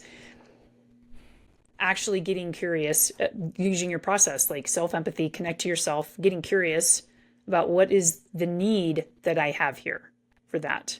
Is it a need of being recognized? How they harmed me, and it could simply just be a need for mourning. Yep. That is Yep. a strategy for mourning for me. Like it's Yeah. again, it's not necessarily that any of our strategies are bad, although some we can all agree the strategy of murder is bad. Mm-hmm. But our strategies aren't necessarily where the danger lies. It's our addiction and our attachment to the strategies. So it's like Yeah. you longing for an apology. It's not trying to convince you that you shouldn't long for the apology, but be aware of how attached and addicted you are to the strategy of apology. Yeah. So yeah, I love how this conversation is flowing because we've talked about feelings, and in conjunction with that, we've talked about needs. So I think we've kind of covered the needs, and we've hinted at now strategies and requests. So talk to me about what strategies and requests are and are not. Yeah, it's funny, like, because, like I said, we've been trying to move through this in this very siloed way, and you're seeing how it can be kind of like, oh, Mm-hmm. it's hard to move through because it all connects. So it's like the looking again at this, not this, but this, life alienating is being attached to strategies. Life affirming is connected to my universal human needs. And so when I become aware of my strategies as clear methods to meet my needs, that it's helpful to have that distinction. An easy example is people like to say, I need to work. I need to work. And it's easy to believe that that's true, but it's not. You choose the strategy of work to meet a need, and maybe that's meaning and purpose. Maybe it's simply stability. And so when you are clear about the concept of those being strategies and not needs, now we can get creative because I can use many strategies to meet a need. So what are other strategies? Well, now I get creative. If I don't work, if I cannot have access to this strategy, what's another strategy? Well, I don't know, mutual aid and bartering and creative anti-capitalistic societies where we are, I mean, that's where we start. Okay, now we're abolishing police. Like, baby, let's get outside of this. We need police, do we? What need is met by that? What's another way we can meet that need? So it's important, especially for those of us in any kind of liberation work, to get really clear on our strategies versus our needs. But the Yeah. way that connects to requests now is that's where all the strategies get to come up. Again, it's not about not having strategies. That's how we get our needs met. It's important to have preference. So this is another thing Mickey Kashtin says that I love so much is being clear on our preference is good. It's a beautiful self-awareness, but where can you find willingness and capacity? And so that's where the request can show up with making your request for a preference. And then the dialogue that then comes where you find willingness and capacity and collaborative action that gets everybody's needs met. And I so, want to unpack that willingness and capacity a little bit because I can see that for some people as being like, what the hell does that mean? So when we say we have a preference for a strategy, and we, as you'll get to, like, we make a request for that preference of our strategy, and the willingness and capacity comes in sort of the back and forth between you both of what your strategies might be to meet both of your needs. So it's like seeing what are you both willing to do and what do you both have capacity to do. Am I understanding that correctly? Gets the needs met. This is the other thing is that nobody has to capitulate on their needs. You have to get creative. Yes.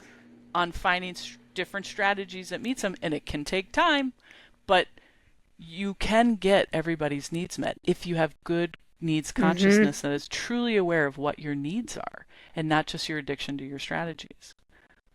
So not everybody gets their strategies met. And so the thing I would say about requests is, I hear you about to say something. I was just going to say on that, this is a personal mission of mine, I think. I debate with people all the time on how I don't believe in compromise, that I'm trying to move away from compromise for that reason. Because when we compromise, we get like little chips of skin taken out of us because we're subjugating some need or part of a need. And so this is a really big truth bomb for people to recognize, is that there is a way to move in the world that does not involve compromise, where you feel like pieces of you are taken away because I'm always the one that's compromising. There is a way when you can practice NVC to learn how to get everybody's, including your own, needs met. So I think that's an important point to emphasize. Yeah. So what I was going to say that kind of actually jumps on that even is the most effective requests will be those that are concrete, realistic, negotiable, and positive. And positive not meaning like good or kind, but for something to start, not for something to stop. And figuring out a way to find your preference with willingness and capacity within that framework is incredibly powerful, especially for those who are in a very activated emotional state. It's really easy to, and your request says, I want you to love me. I want you to love me more. Well, what the fuck does that mean? Like, that's not a request. I do love you. Yeah, exactly. That's exactly what comes next. And so it's like, figure out a way to help, let's say your partner in this situation, understand what that means. So it's like, how do you make the concept of your need of love into something concrete, realistic, negotiable, and positive? It's like, well, you could say, I'm wondering if you would be willing to stay home with me tonight and watch a movie and cuddle. Like, that's and negotiable in that it could be this weekend, if not tonight. Like, be clear on how you would like to receive the love. Yeah. And related to that, and this is the positive piece, is that it's not saying, I need you to love me or spend time with me. I don't want you to play golf. Yeah. Like, so telling somebody what you don't want them to do is not, I don't want to say a proper, but it's not the intention of the request here. It's, well, what do you want them to do? I want them to stay home with me. Yeah. Yeah. It's and negotiable in that, well, let's say they say, I really was looking forward to golfing. I would like to go golfing. Oh, okay. Well, so negotiation. How about tomorrow night then? Maybe this weekend. Finding some way that allows them still to play, enjoy, and whatever golf is doing for them.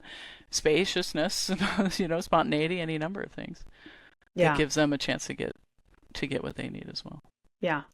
I feel like oftentimes, because you do NVC sessions in the Co-Conspirators Lounge with Maisha, that oftentimes we spend most of the time, it's been a while since I've been to one of those, but we spend most of the time practicing like the observations, feelings, needs. Like, we hardly ever get to the requests and strategies, which is, I think, okay, because it's hard to make a clear request and know what strategies will meet our needs if we don't know what we've observed and the feelings and the needs first. So it's... I'm glad you've mentioned this, because it gives me a good opportunity to say, it's clear you haven't come to one in a while, because I have been coming at these from so many different angles, because I recognize that people were getting hung up, like, God bless America. So I've been really shifting up the way that we practice. And in my own, I also hold my own open to all NVC sessions that are very different every month, because there's little practices so it's not just like what we've done today is just going through the formula, but it's like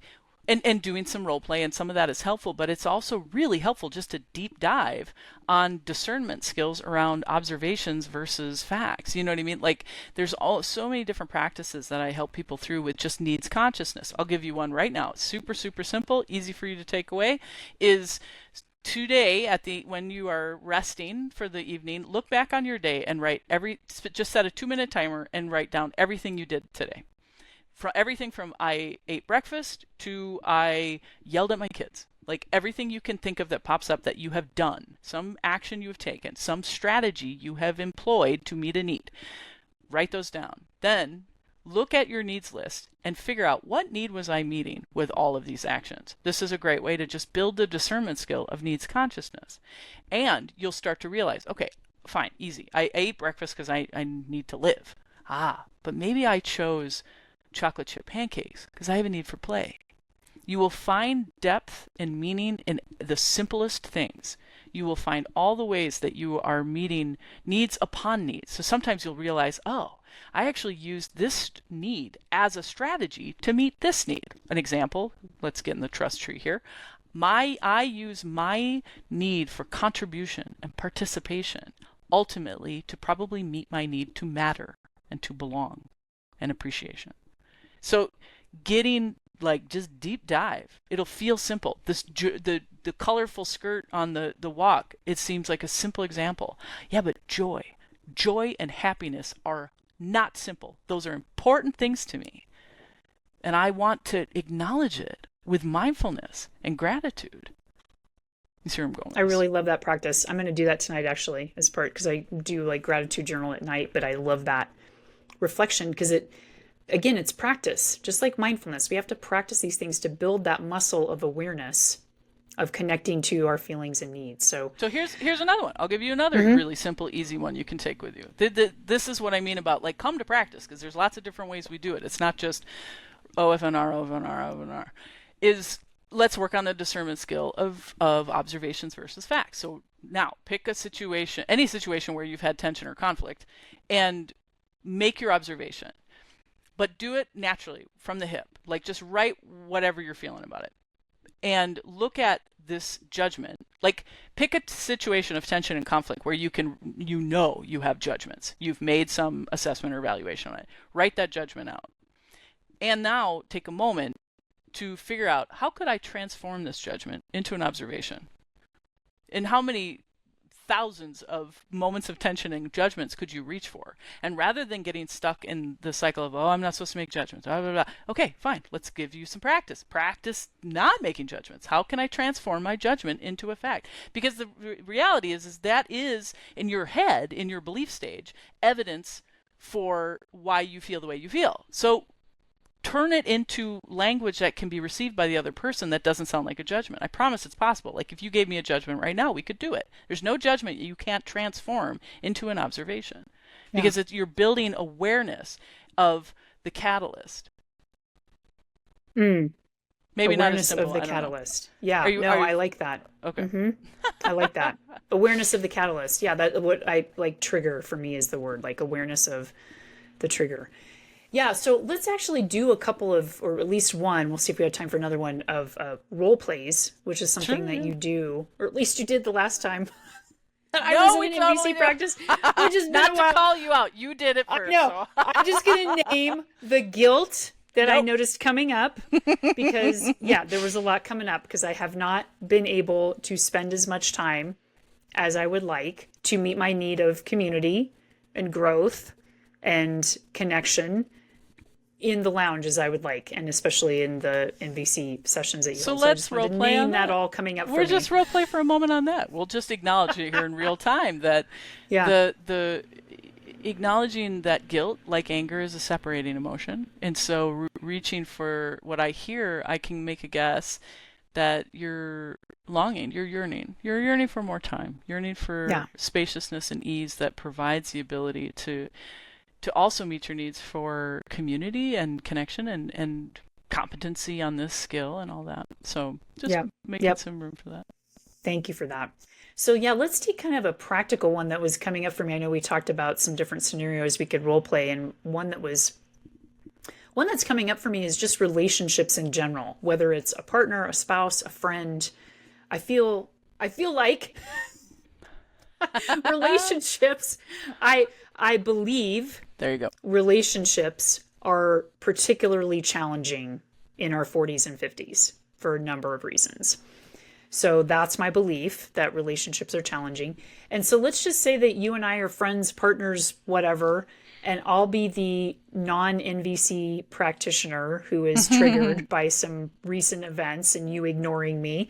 And we'll kind of role play a little scenario, and you'll be the wise NVC practitioner, and we'll just kind of see what this looks like between, two people, and especially one who doesn't. By the way, let's just say, like, NVC does not have to be practiced between two people who practice NVC. Yes, like most of the time, you're going to be practicing NVC with people who don't know what the fuck you're talking about. So I will be the ignorant. We'll just not say ignorant. I will be the uninformed redneck who knows nothing about NVC whatsoever. Well, listen to all that assessment. I love it. I love the freedom of that. Let's remind folks of the roles. So your role is, we are partners. You and I are like lovers. Is that partners, what you mean? Friends, whatever. We're just somebody who maybe, let's put a little context on this. Maybe we used to spend more time together, have long, deep talks, have more quality time. Okay. And life has gotten in the way. Maybe you've found somebody else that you're spending more time with. I see. We're friends. So we're not like we used to be. We're not close anymore. So okay. Got it. I come to you, I call you up, and I'm gonna say, okay. I just wanted to give you a call because there's been something on my mind that I feel like is important for me to say.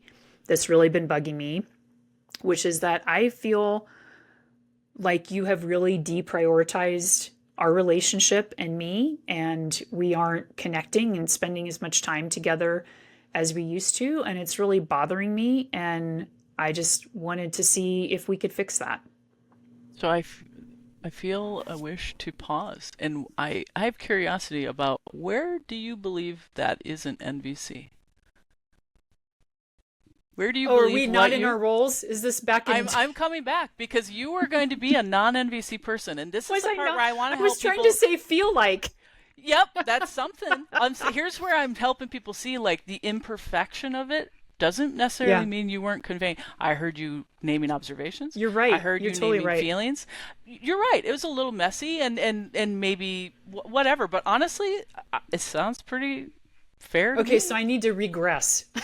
Why don't you call me anymore? I mean, I don't know. Like what? I just think. All right, let's keep this really okay. Yeah. Woo. Okay, so I'm going to get down. This reminds me, by the way, of I just recently did a wilderness first aid training course for because I'm a trip leader for my hiking club. And the last 2 years that I've done that course, I have been the injured person. So I got to act as the injured person. The first time I did that, we were outside at the Colorado Mountain Club in Golden. I was acting injured so well that somebody actually called the Oh. police because they thought there was something wrong. And so the cops came to see if I was okay. And then just this last time, a couple weekends ago, I again acted hurt so well that the instructor came over and said, "Are you actually hurt?" Good. I'm good. So I might be a little traumatized by my acting skills. So let me get into Well, character here. I love too though that it is a perfect example of like you probably embody this language more than you think, and you that chink in the hose that we talked about that gets us stuck between our head and our heart because now I'm circling the drain on I feel like I'm too worried about that. No. A good NVC practitioner or somebody who is also embodying the language of NVC will tease away that. Like, no, I can hear through this. I hear very clearly that I don't call. So let's get back into rolling. I hear very clearly that I'm not calling you as much as I used to, and that's bringing a belief that I don't prioritize this relationship, that it isn't You, important to me. Jen, one of the reasons that I find it hard to talk to you is that you're always pulling this like wishy-washy shit on me. I just need you to be my friend. I don't There need we you go. to be all coachy and therapy like for me. I just need you to talk to me like a normal fucking person. Yeah. Yeah, there you go. Okay. So I will be jumping in and out because I want to help people contextualize. So here's a moment where self-empathy shows up. Don't be reactive. Don't react to this judgment that's coming at you because now we're getting our acting skills on. This is good. So you come in with that, and that's going to inspire some like maybe defensiveness in me. And so I got to do some quick self-empathy. I mean, quick. I'm telling you, like seconds here, friends. You move through like, oh man, I can tell she's getting pissed, and I get anxious because I don't want her to be pissed at me.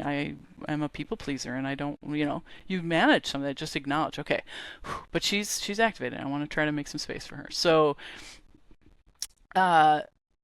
yeah, I'm hearing the irritation. Maybe it sounds like you're irritated with the way that I talk. That I haven't always talked like this, and that I'm not irritated. I'm pissed off because you don't talk to me anymore. You just fell off the face of the planet.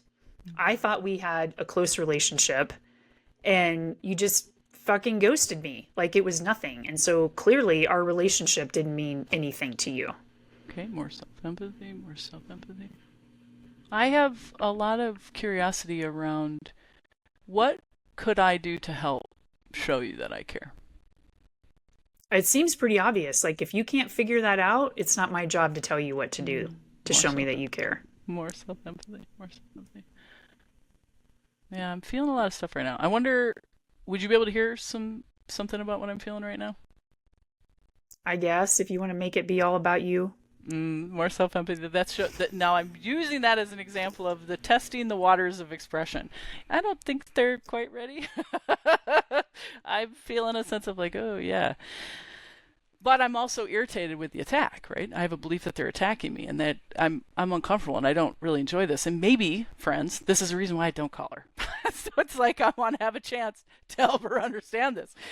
Yeah, I sense the irritation, and I admit that it's hard for me to talk right now because I don't sense that I can really say anything that will be received. And so I'm wondering, what I can do to find that actual connection with you where you feel like I'm hearing you and not just doing the therapy game on you.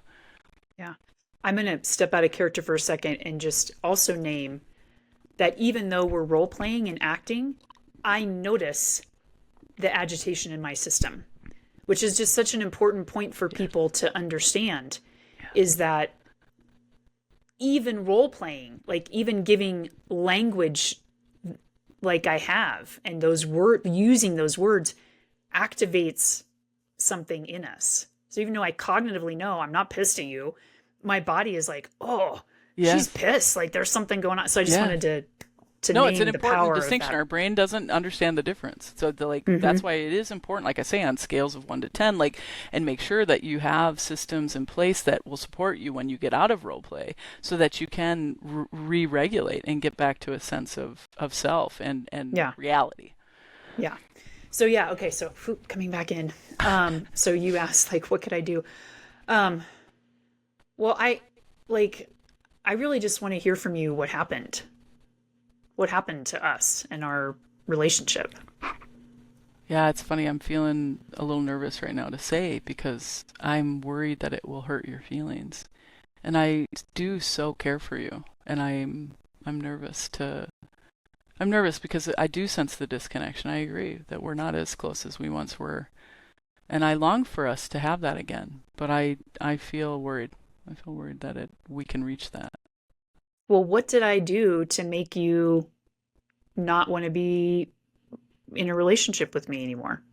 Well, I would love to challenge that I hear your belief that I don't want that. And it's not that I don't want to be in a relationship with you anymore. It's that I'm searching for how. And so when we talk, you start in this soft place and it feels like, oh, okay, we're connected. But then immediately I watch your shoulders go up and I hear your voice get a little just edgy, in my opinion, and I worry that, okay, I've done something wrong. So I kind of have this sensation that I'm like, I think I believe I'm walking on eggshells with you or something. So it's like I make you feel like you're walking on eggshells. No. Let me pause you on make me. You can't make me feel. Let me just say, you cannot make me feel anything, friend. I'm aware. I've been learning this new language, this NVC, and I am aware that my own needs are what make me feel what I feel. And so I would like to be accountable to my own fear has been getting in the way of me being honest with you and saying what I'm finding uncomfortable. It is important for me to, if I'm not getting what I want from you, to make a request of you. And so what I would like to ask for is that when you're upset and disappointed, that if you could find just some presence for why I might be feeling what I'm feeling or what I'm needing. I just think I'm longing for just a little bit more reciprocity. I know you think this is all touchy-feely and it doesn't feel genuine, and so it's putting you on edge. So it's like, I would like to know, how can I talk in a way where you can trust the authenticity? Yeah, I think I can do that, and I need you to not nitpick every word that I say. Yeah, that's good feedback for me to hear. That's good feedback. I wonder if you could share just a little bit more about what nitpick means so I make sure that I understand. I really want to make sure I hear you.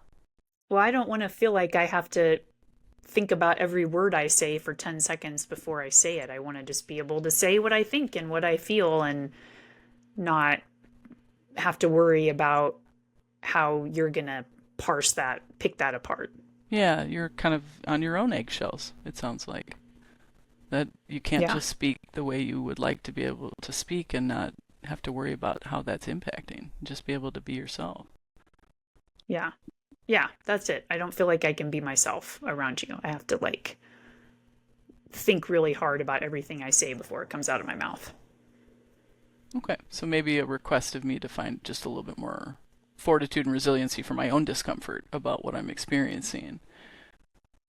Yeah. And just be my friend. Just be do we always have to be talking in nonviolent communication? Can't we talk about, make dirty jokes and talk about bad movies and make fun of people walking down the street? Can't we just be normal people? We can. I sense too that I'm I'm sad because this is something that is really, really important to me. And I long to be in community with people who also see how important it is to me, to even not even to themselves. Like I don't even need them to do it. I would like it to be seen for how important it is to me. Yeah, I get that. It's important to you, and that's fine. It's important to me to just like, you know, be where I am. I'm a crass redneck from Nebraska. I'm not used to this kind of talk. Well, then I think I could reach for a little more ease with it and recognize that I've also got, I've got other people where I can enjoy community on the level that I'm looking for. I hope I do long to be in your company again, but I admit that I think I'm growing in a way that I might not be interested in just talking about bad movies. I might not really want that stuff really anymore. Yeah. Yeah. I guess maybe I can just find some other people I could do that with too. I mean, because it's not fun to watch a bad movie or make fun of people with somebody who doesn't want to do it. So maybe I can find some other people to hang out with too. Yeah, just some simple play. I acknowledge that you're just longing for some simplicity and just I thought you were going to ease. say simple people. Ah, no, no. Well, I do recognize that my life is so heavy now, that I'm so focused on the heavy, and that I'm really fighting this fight, and I'm trying to bring a new way of communication, and that I'm not what I was, and that was maybe an easier person to play with, and I do hear the request for me to find some more play and just ease and simplicity, and also longing for people to reach for more care and awareness, And so I don't want to lose you, but I also want to acknowledge that maybe, I don't know, maybe what's important to us, we're growing apart a little bit. Yeah. Yeah. I'm going to I think pause this. I'm so. going to stop us because I Yeah. want I us was to. going to say, I think that was really good. Cool. So what I want a lot of awareness around is it wasn't perfect in any kind of way. In fact, I reached for making sure it wasn't, so that people can get out of that place of, oh, that's fine when it doesn't ever sound like, because I hear that Yeah. feedback all the time in role plays. Yeah. It's like, but nobody talks like that. And so it's like, and also I wanted to model that we might not have gotten to the place where everybody loves each other and we move on. What we got to was a place where everybody gets their needs met. And so releasing the addiction to, I'm going to figure out how to make Michele happy again. She's mad at me. She's irritated. I'm going to figure out how to get her to see my side, and we love each other again. No. Maybe it was even too advanced of an example, because there are so many little nuances on, excuse me, where things you could point out and say, well, here's where you went wrong here, whatever. This is so important to the work that I do with guiding NVC. Is it is not about teaching you perfect NVC. And will love feedback. I'm a student of NVC as much as anybody. I always laugh and say I'm just the big sister who took algebra the year before you.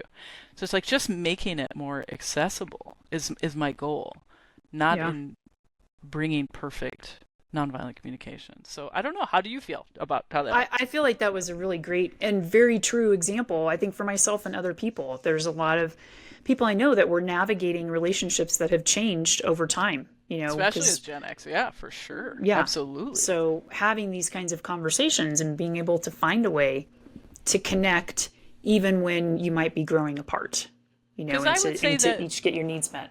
Yeah, I would say that we were, even though you didn't soften to a place of NVC with me, I think you reaching for an understanding of what I was saying, Yeah. like I felt that. And it's so hard, right? Because we're acting, right? I mean, this is role play. So it is, wow, where do I want to go with this? Like I just did a workshop with Ayala Marinovic. We did like building fortitude and resiliency on social media specifically, because the way people are engaging on social media is a whole ass problem.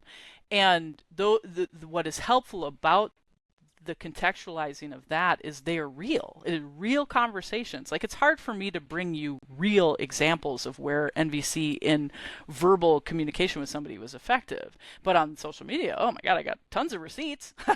So it's easier to show you how a natural flow can result in something beautiful and connected. And it's creating these kind of fake scenarios. It's like, even with yourself, you still brought you.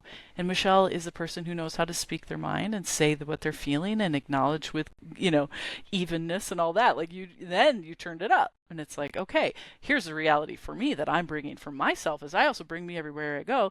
And I don't really hang out with people like that, because I know how to get my needs met. Because I know how to be like, well, I don't call you anymore because I don't enjoy you anymore. And there's nothing non-NVC about saying that. I don't enjoy your company is not bad.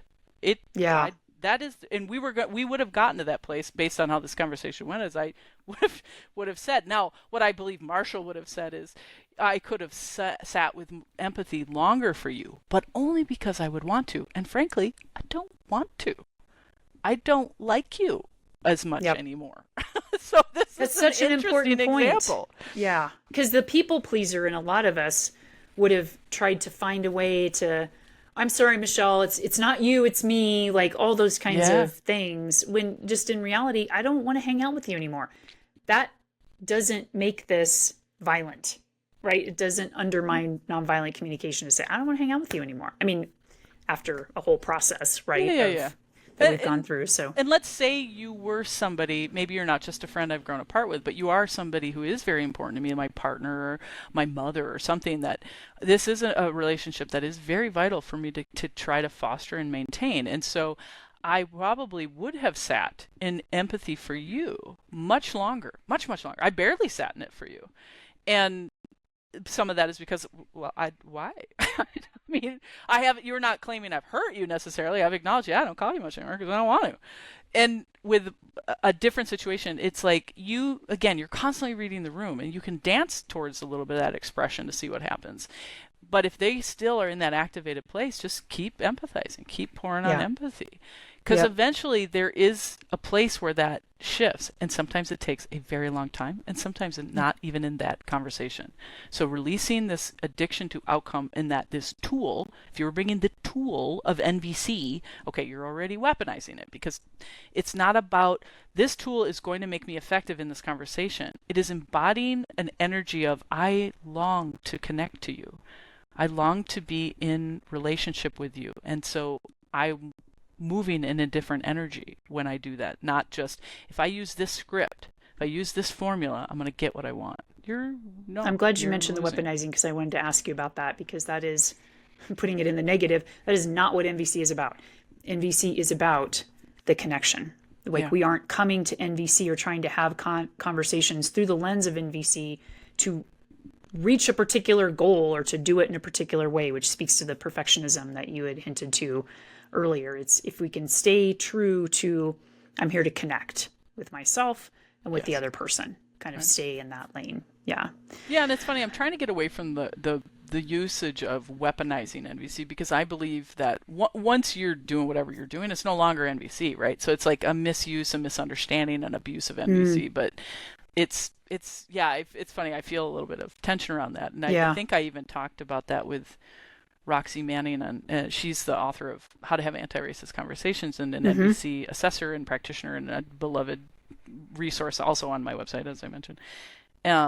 And I could feel her resistance, as well as maybe even Mickey Caution. But so it's just interesting, because if it helps people understand what we mean by an example of this, is like, let's say in liberatory frameworks, we've got somebody in the community, maybe a black woman who has witnessed yet another murder of a young black man in her community by the police, and she is rightfully angry. There's a lot of volume in her voice. She's just really going for it and kind of just spreading it out. And a white activist might be nearby, who is in conversation with them, and a way this white person could be weaponizing everybody, saying, "I'm, your voice is so loud, and it is disturbing my peace. I'm feeling very activated and upset, and so I would like you to calm down." Okay, if we look at the perfect formula, she named her observations, she named her feelings, she named her needs, she made a request, but none of that is in any kind of integrity or a connection, right?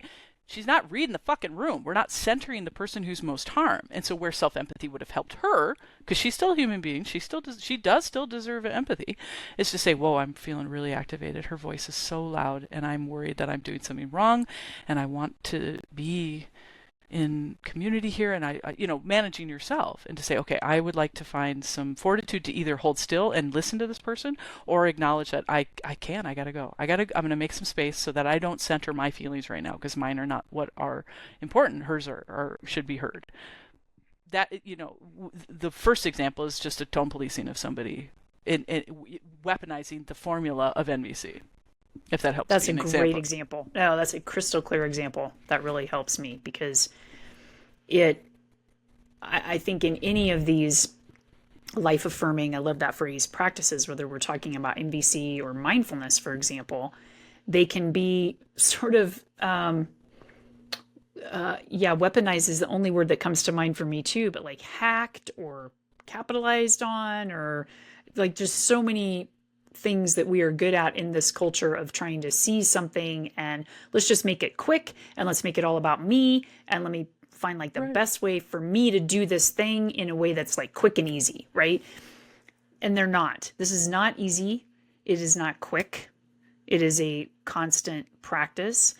And I will say, just in us going through that example, and I appreciate you highlighting this, reflecting this back to me, that I don't think I have given myself enough credit for how far I have come in my NVC journey. Because in my mind, I'm like still so far back at the starting gate that, it's not even close.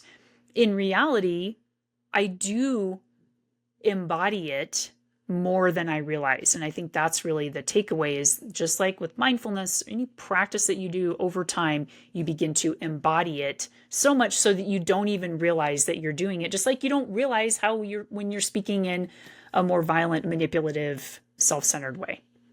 Oh my gosh, this brings up another resource. So Jim and Jory Mansky, let's see, it's probably nearby, but it's nonviolent community. I can't remember the name of the book because it's not near me, but it's a matrix used for, basically 27 skills under the umbrella of NVC. So needs, consciousness, feelings, awareness, things like that. Those are examples of skills under the umbrella. And you move through your capacity with these skills from, let me see if I can remember off the top of my head.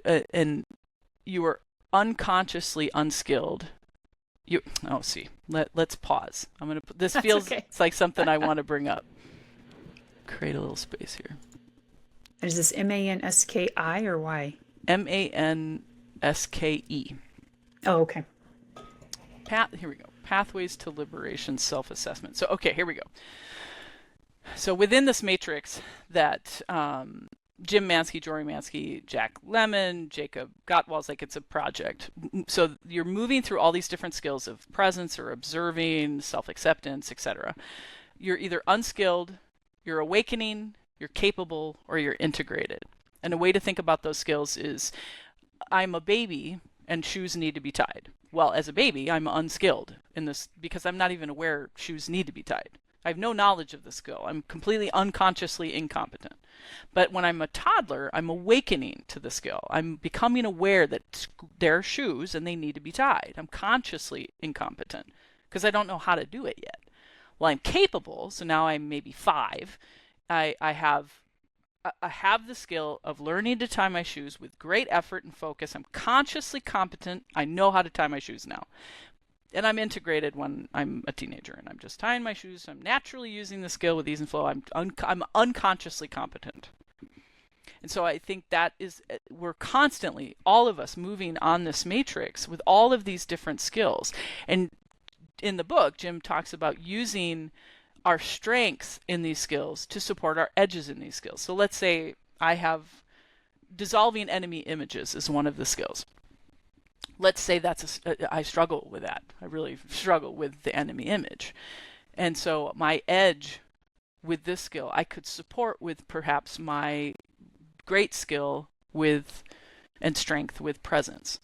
So I'm going to use my skill of presence to support my edge with dissolving enemy images, because I'm going to give myself the request that's concrete, realistic, negotiable, and positive to say, when I feel activated by somebody's sharing and I sense that enemy image come forward, I want to ask myself to not even speak for a full 2 minutes, so that I can do some self-empathy and slow that reaction in me that sees them as an enemy. I want to use my skill of presence and self-empathy to whatever. This is, again, I'm from the hip on a lot of this stuff today.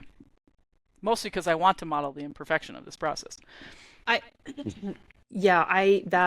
That spectrum really lands for me. I believe I am at the toddler phase of NVC, and I'm okay with that. Like just getting my wobbly little legs underneath me and figuring out how to tie my shoes. And I'm okay with that. And I think modeling the natural, what I appreciate about this conversation today and how we've moved through this is that it is a modeling of the naturalization as well as the imperfection, because honestly, I don't even know that imperfection is a thing, because what is perfection? Like, what would it look like to perfectly do NVC? I don't know. Like, who knows? So it's just really that natural process. And I've really appreciated that about this conversation. We have covered a ton of really valuable ground, which has been awesome. And I want to sort of put a bow on it, if you can, to let us know what could be the potential benefit, benefit's the only word that's coming to mind, of Gen Xers learning to lean into NVC practice. Okay, first I want to react to the toddler thing, and then I'll get to that. I just want to acknowledge that you are at that place of NVC awareness where continuing to try to look at the whole cake as one bite, and that this is how I practice it. I think, like any skill, we figure out where our edges are, right? We've just talked about the edges. Find your edges and figure out how to beef up those muscles. Like, if needs consciousness, like struggling with that, do that practice, that quick, easy practice. Like, find ways and work with me. Hi, friends. JenGergen.com.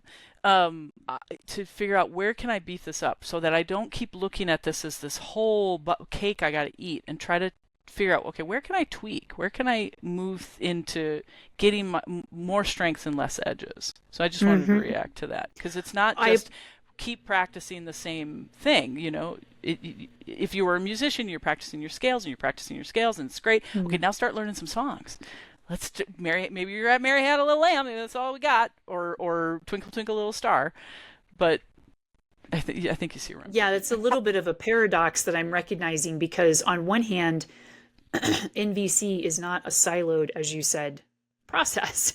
You're not standing there going, oh, what are my observations? Oh, what are my feelings? Oh, what? And the paradox of that is we almost need or want to practice it or dip our toe into the silos, because we can't eat the cake, which is particularly relevant for a lot of Gen Xers like myself, who are very type A, perfectionist, coming back to the perfectionism point. I got to do it all, and I got to do it now. Like, I don't want to take the next 10 years to learn NVC. Yes. Right? Like, I want to be able to do it next week because I have an important conversation coming up with somebody. Well, and that's frankly, this is helping me make the other point that I really wanted to drive to, is that you are waiting to reach a goal that it will never be met. You aren't a toddler, is the reality, is you are doing it, Michele. So that's the thing, is to acknowledge that where you have the strength, you have them. They're there. They're already serving you. So it's like, this isn't one of those skills where I can't do the thing until I learn the whole thing. This isn't brain surgery, you know what I mean? We're not asking for you to have deep clarity before you start playing with it. Like, play with it. And you're already going to find some benefit. And you, like in our role play that we did, while it was imperfect and where we weren't necessarily maybe solving our problem, we were at least enjoying connecting from an authentic place. It didn't feel great. We weren't loved and all that, but we at least were like, wow, it feels really good to be authentic. That might be the cake bite you get. Maybe it's just that. Wow, I really like that. I feel more authentic. Maybe you're not speaking in a perfectly life affirming way, but man, authenticity is a great fucking start. Yeah. So that leads me to, well, sorry, I want you to react because that'll lead me into Yeah. how I would answer your question. Thank you for that, because that just, and I may have almost just answered the question too, but I want to hear your response to that. Think of the impact on your own life if you just practiced observations, that discernment between judgment and more objective fact. Think of the impact on your life if you just practiced nothing else, the needs journaling that you talked about. I mean, so the potential of empowerment, of awakening, of authenticity, all the feel-good things, if you just took one little thing that we talked about today and implemented that for your life, not only for yourself, but those around you. If you just started practicing self-empathy and realizing, oh, I'm going to shut up here and go to the bathroom for 2 minutes and collect my shit. Like, just starting with some small piece of this, I think, is so powerful. Yeah, and that does, it kind of leads me, so I would answer the question of how this best serves, or what Gen Xers could hope to really take from it is, I really need it to be clear that if you never opened your mouth, ever tried to implement NVC in a acknowledging another, or even in expressing yourself way, if you just do self-empathy, if that was the only thing you took away from NVC, you would already be winning. Because you are in we are in spaces where we are not only caring for aging parents, but we are caring for children. We are stuck in a history of less technology into uber technology, of less connectivity to uber connectivity. We are living the both and of that experience. And so finding a way to just calm your shit down, to just acknowledge all of that overstimulation and, oh my God, my fists are clenched, or like just getting some awareness of what is alive in you is a step towards healing your way forward, which I am quoting from Maisha T. Hill in her beautiful book, that idea of work on healing the generational trauma that you might be carrying forward using self-empathy. So I hope that answers the question. It does beautifully. And that reminded me, and I know we need to wrap up. I just want to check in on how you're doing on time. Oh, yeah, I'm great. Okay. That reminded me of a point that I meant to ask earlier and forgot to come back to. Kind of a big one here at the end, which is the point of trauma. And I, at least, am acutely aware of how trauma shows up intergenerationally, acutely, directly, vicariously, all the different ways that we each experience and have trauma in our bodies.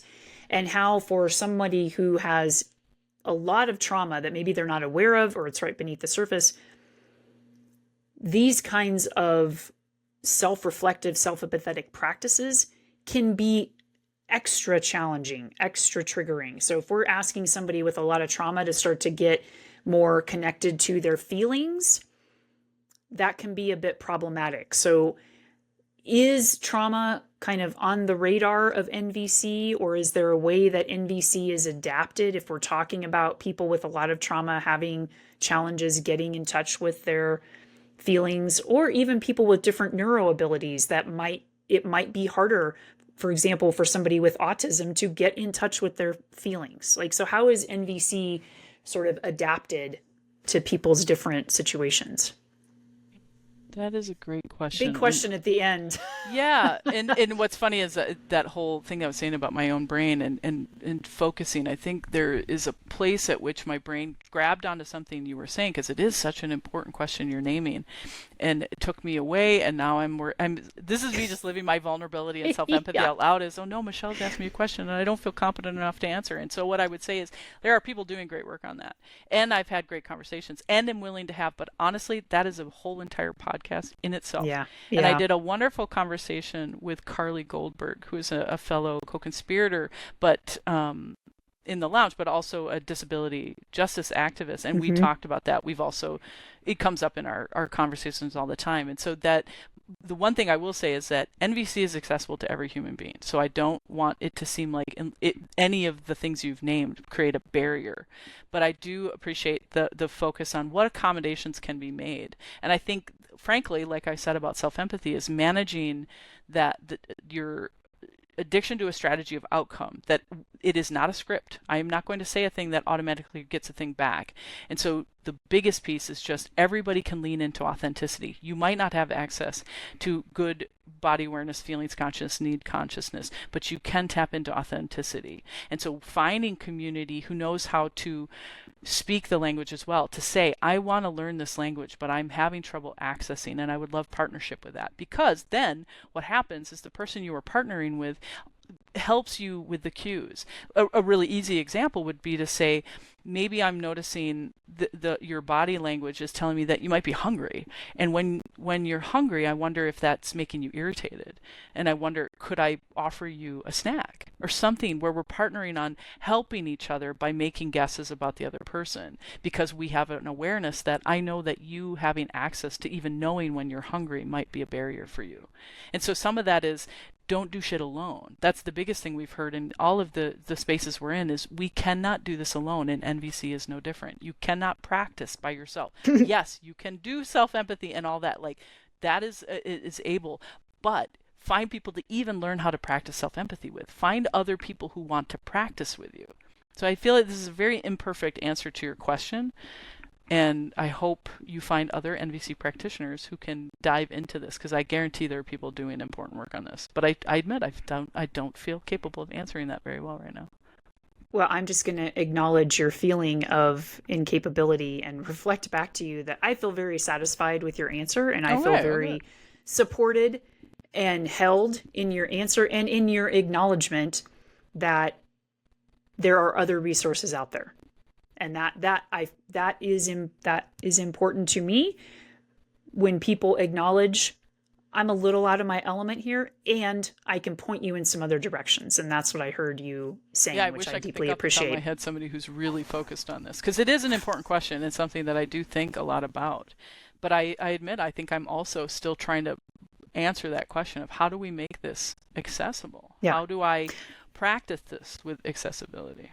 Yeah. And we're learning. We're on that, as you said, on that spectrum, and we're learning. And I've had a great conversation actually with Carly too, a couple weeks ago, around the same things with mindfulness meditation and making it accommodating, because not everybody can connect to or want to connect to their breath.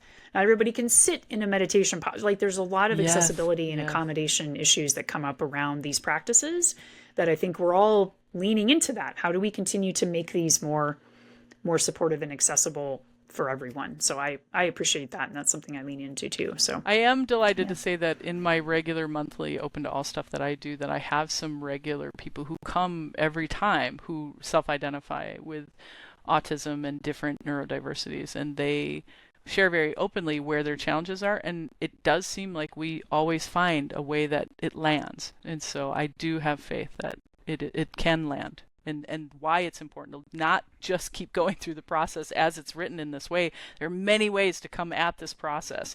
So great topic. And I'll come back for another podcast on that.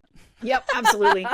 But on that, so I would like to invite you to tell folks where they can find you, about some of the practices you have, and you also have a retreat coming up. So tell us more about all those. Oh, thank you. Yeah. So my name, jengergen.com, is the easiest way to find anything going on about me in different events. And I try to post anything that I'm doing, even within collaborations, like with Check Your Privilege. We do events together as well around NVC. And honestly, like, I work with one-on-ones, I work with couples, I work with organizations, I work with churches, I work with corporations. Like, the beauty of NVC is it's the same process no matter what the situation is if there are people involved, then it's relevant. So there are many, many different ways to work with me, and I try to hold conversations every month on Instagram and do lives with different practitioners, as I've named a few, and those replays are also on my website. And the retreat coming up in the fall of 2024 will be here, actually, on my property. I have a beautiful space, and it's a cool workshop that will be an all-day event where we'll really kind of dig into some actual practice and really dig into some of the principles that we've talked about, and certainly easy to learn more about that on my website. And I think I've given you a promo code that you are welcome to share. You have the promo code too. The promo code for the retreat is GenX. It gives you 25% off. I'll have all this info in the show notes. And when you say here, the retreat is where? Thank you. Yes, River Falls, Wisconsin, on Wapekute land, the Dakota community, Ocheti Shakowin, acknowledging some land reverence there. And God, there was something else I wanted to say about that. Just I'm also incredibly dedicated to economic justice. So for me, it was weird creating a promo code because I was like, I hate money is so gross. Like, this is the most important thing about my work and all the work that I do, even the consulting that I do with corporations and everything, is I am dedicated to doing things differently. And so if money is I do not let money be a barrier to work. Everybody should be able to access NVC. So if money is an issue and resources are low, just reach out. Don't let that be a barrier, please. Amen to that. Yep, big believer in that too. And I do want to highlight you're on LinkedIn. Of course, I'll have all this in the show notes, and your Instagram in particular. And I'm going to link a couple of the videos that we talked about, the apology one, the compliments and insults. I'll link. We did a live on LinkedIn or on Instagram too, so I'll link all those. But you're at Jen Gergen on LinkedIn. You post amazing. I'm going to bobble this compliment, but the intention is good. You post amazing videos that are so digestible with a lot of really helpful information. So I love your videos and your reels that you do on Instagram. So yeah, do you have time for a lightning round? Yeah, for sure. As a Gen Xer? So because we talked about a lot of heavy stuff, heavy but good and fun stuff. So we'll lighten the load at the end here. Okay. What's your favorite Gen X childhood memory? Gosh, it's funny. My family are, as I mentioned, are artists and musicians, and we weren't really like TV people. And so I think my favorite memory is living in a home where we were all in the same room but separate and working on different things together. Like mom would be painting, dad would be, working on his silversmithing maybe, and my brother would be drawing. And like we just were all together but separate. We also like read out loud to each other, and not even just as little kids. Like we read. Even to this day, we'll read to each other. And so I enjoy the disconnected from media that we were as kids. I enjoyed that. That sounds like a really precious memory. Very precious time together. Yeah. What's the biggest piece of advice that you would have for other Gen Xers who are navigating all of these transitions that we're facing? Oh, biggest piece of advice for transition. I think I said it earlier, right? Is just really tap into the skill of self-empathy so that you can work on holding space when you are likely caught between generations of caretaking for your folks and maybe caretaking for children at the same time. Like just finding some grounded presence of self that builds the fortitude and resiliency to carry others when they need you. Yeah. And just to pause on that real quick, you are someone who is in the midst of taking care of parents who have health and aging concerns. And so you are speaking real truth here. I mean, this is something you operationalize, you use on a daily basis. Oh, yeah. And so just for folks listening, like Jen is in it too. Jen is in the transitions that we're all in, and she's using this. So I just want to make that real for folks. Do you have a favorite Gen X era word or phrase? Oh, probably many that I still use. I like rad. I miss and enjoy rad. Yeah, I do too. And what about a Gen X era theme song for your life? Oh. You take the good, you take the bad, you take them all, and there you have the facts of life. The facts of life. I would say that's that or thank you for being a friend. Oh, yeah. What show was that? Why did that just Golden leave my Girls. head? Yes. Yeah. Oh, those are great. I've never had anybody give a show theme song. I love that. Oh, what do they do usually? I thought that was the question. No? No, just any song, like theme song. Oh. I love that you brought like a show. Like I've had people say like Word Up. What are some other ones that people have used? Mine is like, is more human than human by White Zombie. Well, communication. Well, you're right. Like when I say theme song, that implies a show. So I see why you went that direction. But now I see what you're saying. What is the soundtrack that I would add to my life? Yeah, the soundtrack of your life. Yeah, like the leads. So do you have Oh a my different one other than, God, although the I two you don't. picked were awesome? I was just saying, I think B-52's communication comes to mind just because I think it's funny and attached to non-binary communication. Yeah, it's so Yeah, funny. Like questions like, "What's your favorite?" I can't. Oh, it's hard. It's hard. So Yeah, those I are the ones agree. that come to mind, but I refuse to name them as my favorite. Yeah. I have a hard time when it comes to music picking a favorite because I'm so Yeah, like all over the place with the music. So, yeah, for sure. and last one, what are you most proud of as a Gen Xer? And I've actually been struggling with that word proud recently. But what feels best to you about being a Gen Xer? God, I don't even know how to understand that question, to be entirely honest with you. I think. Oh, here's what I would say is my ability to disconnect happily, like my ability to not be addicted to looking at my phone, to checking social media, to doing those things that I do have not only an ability, but a deep desire and a memory of that. And I like that I can access that. I fully admit that there are patterns that I fall into, but I like that I have in my muscle memory. You know how to do this without that. You know how to disconnect to do it. So I would say I'm proud of that about our generation. I love that you mentioned that because I think that's going to be a forgotten skill for future generations. It already is. I mean, we're the last generation to walk that Honestly, a forgotten tech, non-tech privilege. line. Like I wouldn't Yeah. even name it as a skill. I feel like it's a privilege that children do not Mm-hmm. get to enjoy. Yep. That they don't even get to know what it feels like because they've just either plopped in front of a TV to entertain them while and not I don't even have judgment against that. I mean, we're all just doing our best trying to Yeah. survive the world we're living in right now. But yeah, I consider it not only a skill but a privilege that I Yeah. enjoyed.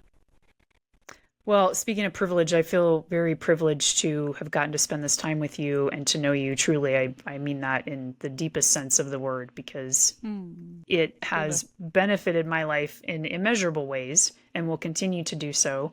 And so I'm grateful for how you model this work, for what you put out into the world, for all the NVC sessions, which again, for folks to go to your website, jengergen.com, you have publicly available. We have ones in the Co-Conspirators Lounge, which I invited people on Maisha's podcast when I interviewed her to come join us in the lounge where we're doing this work in real time. Yeah.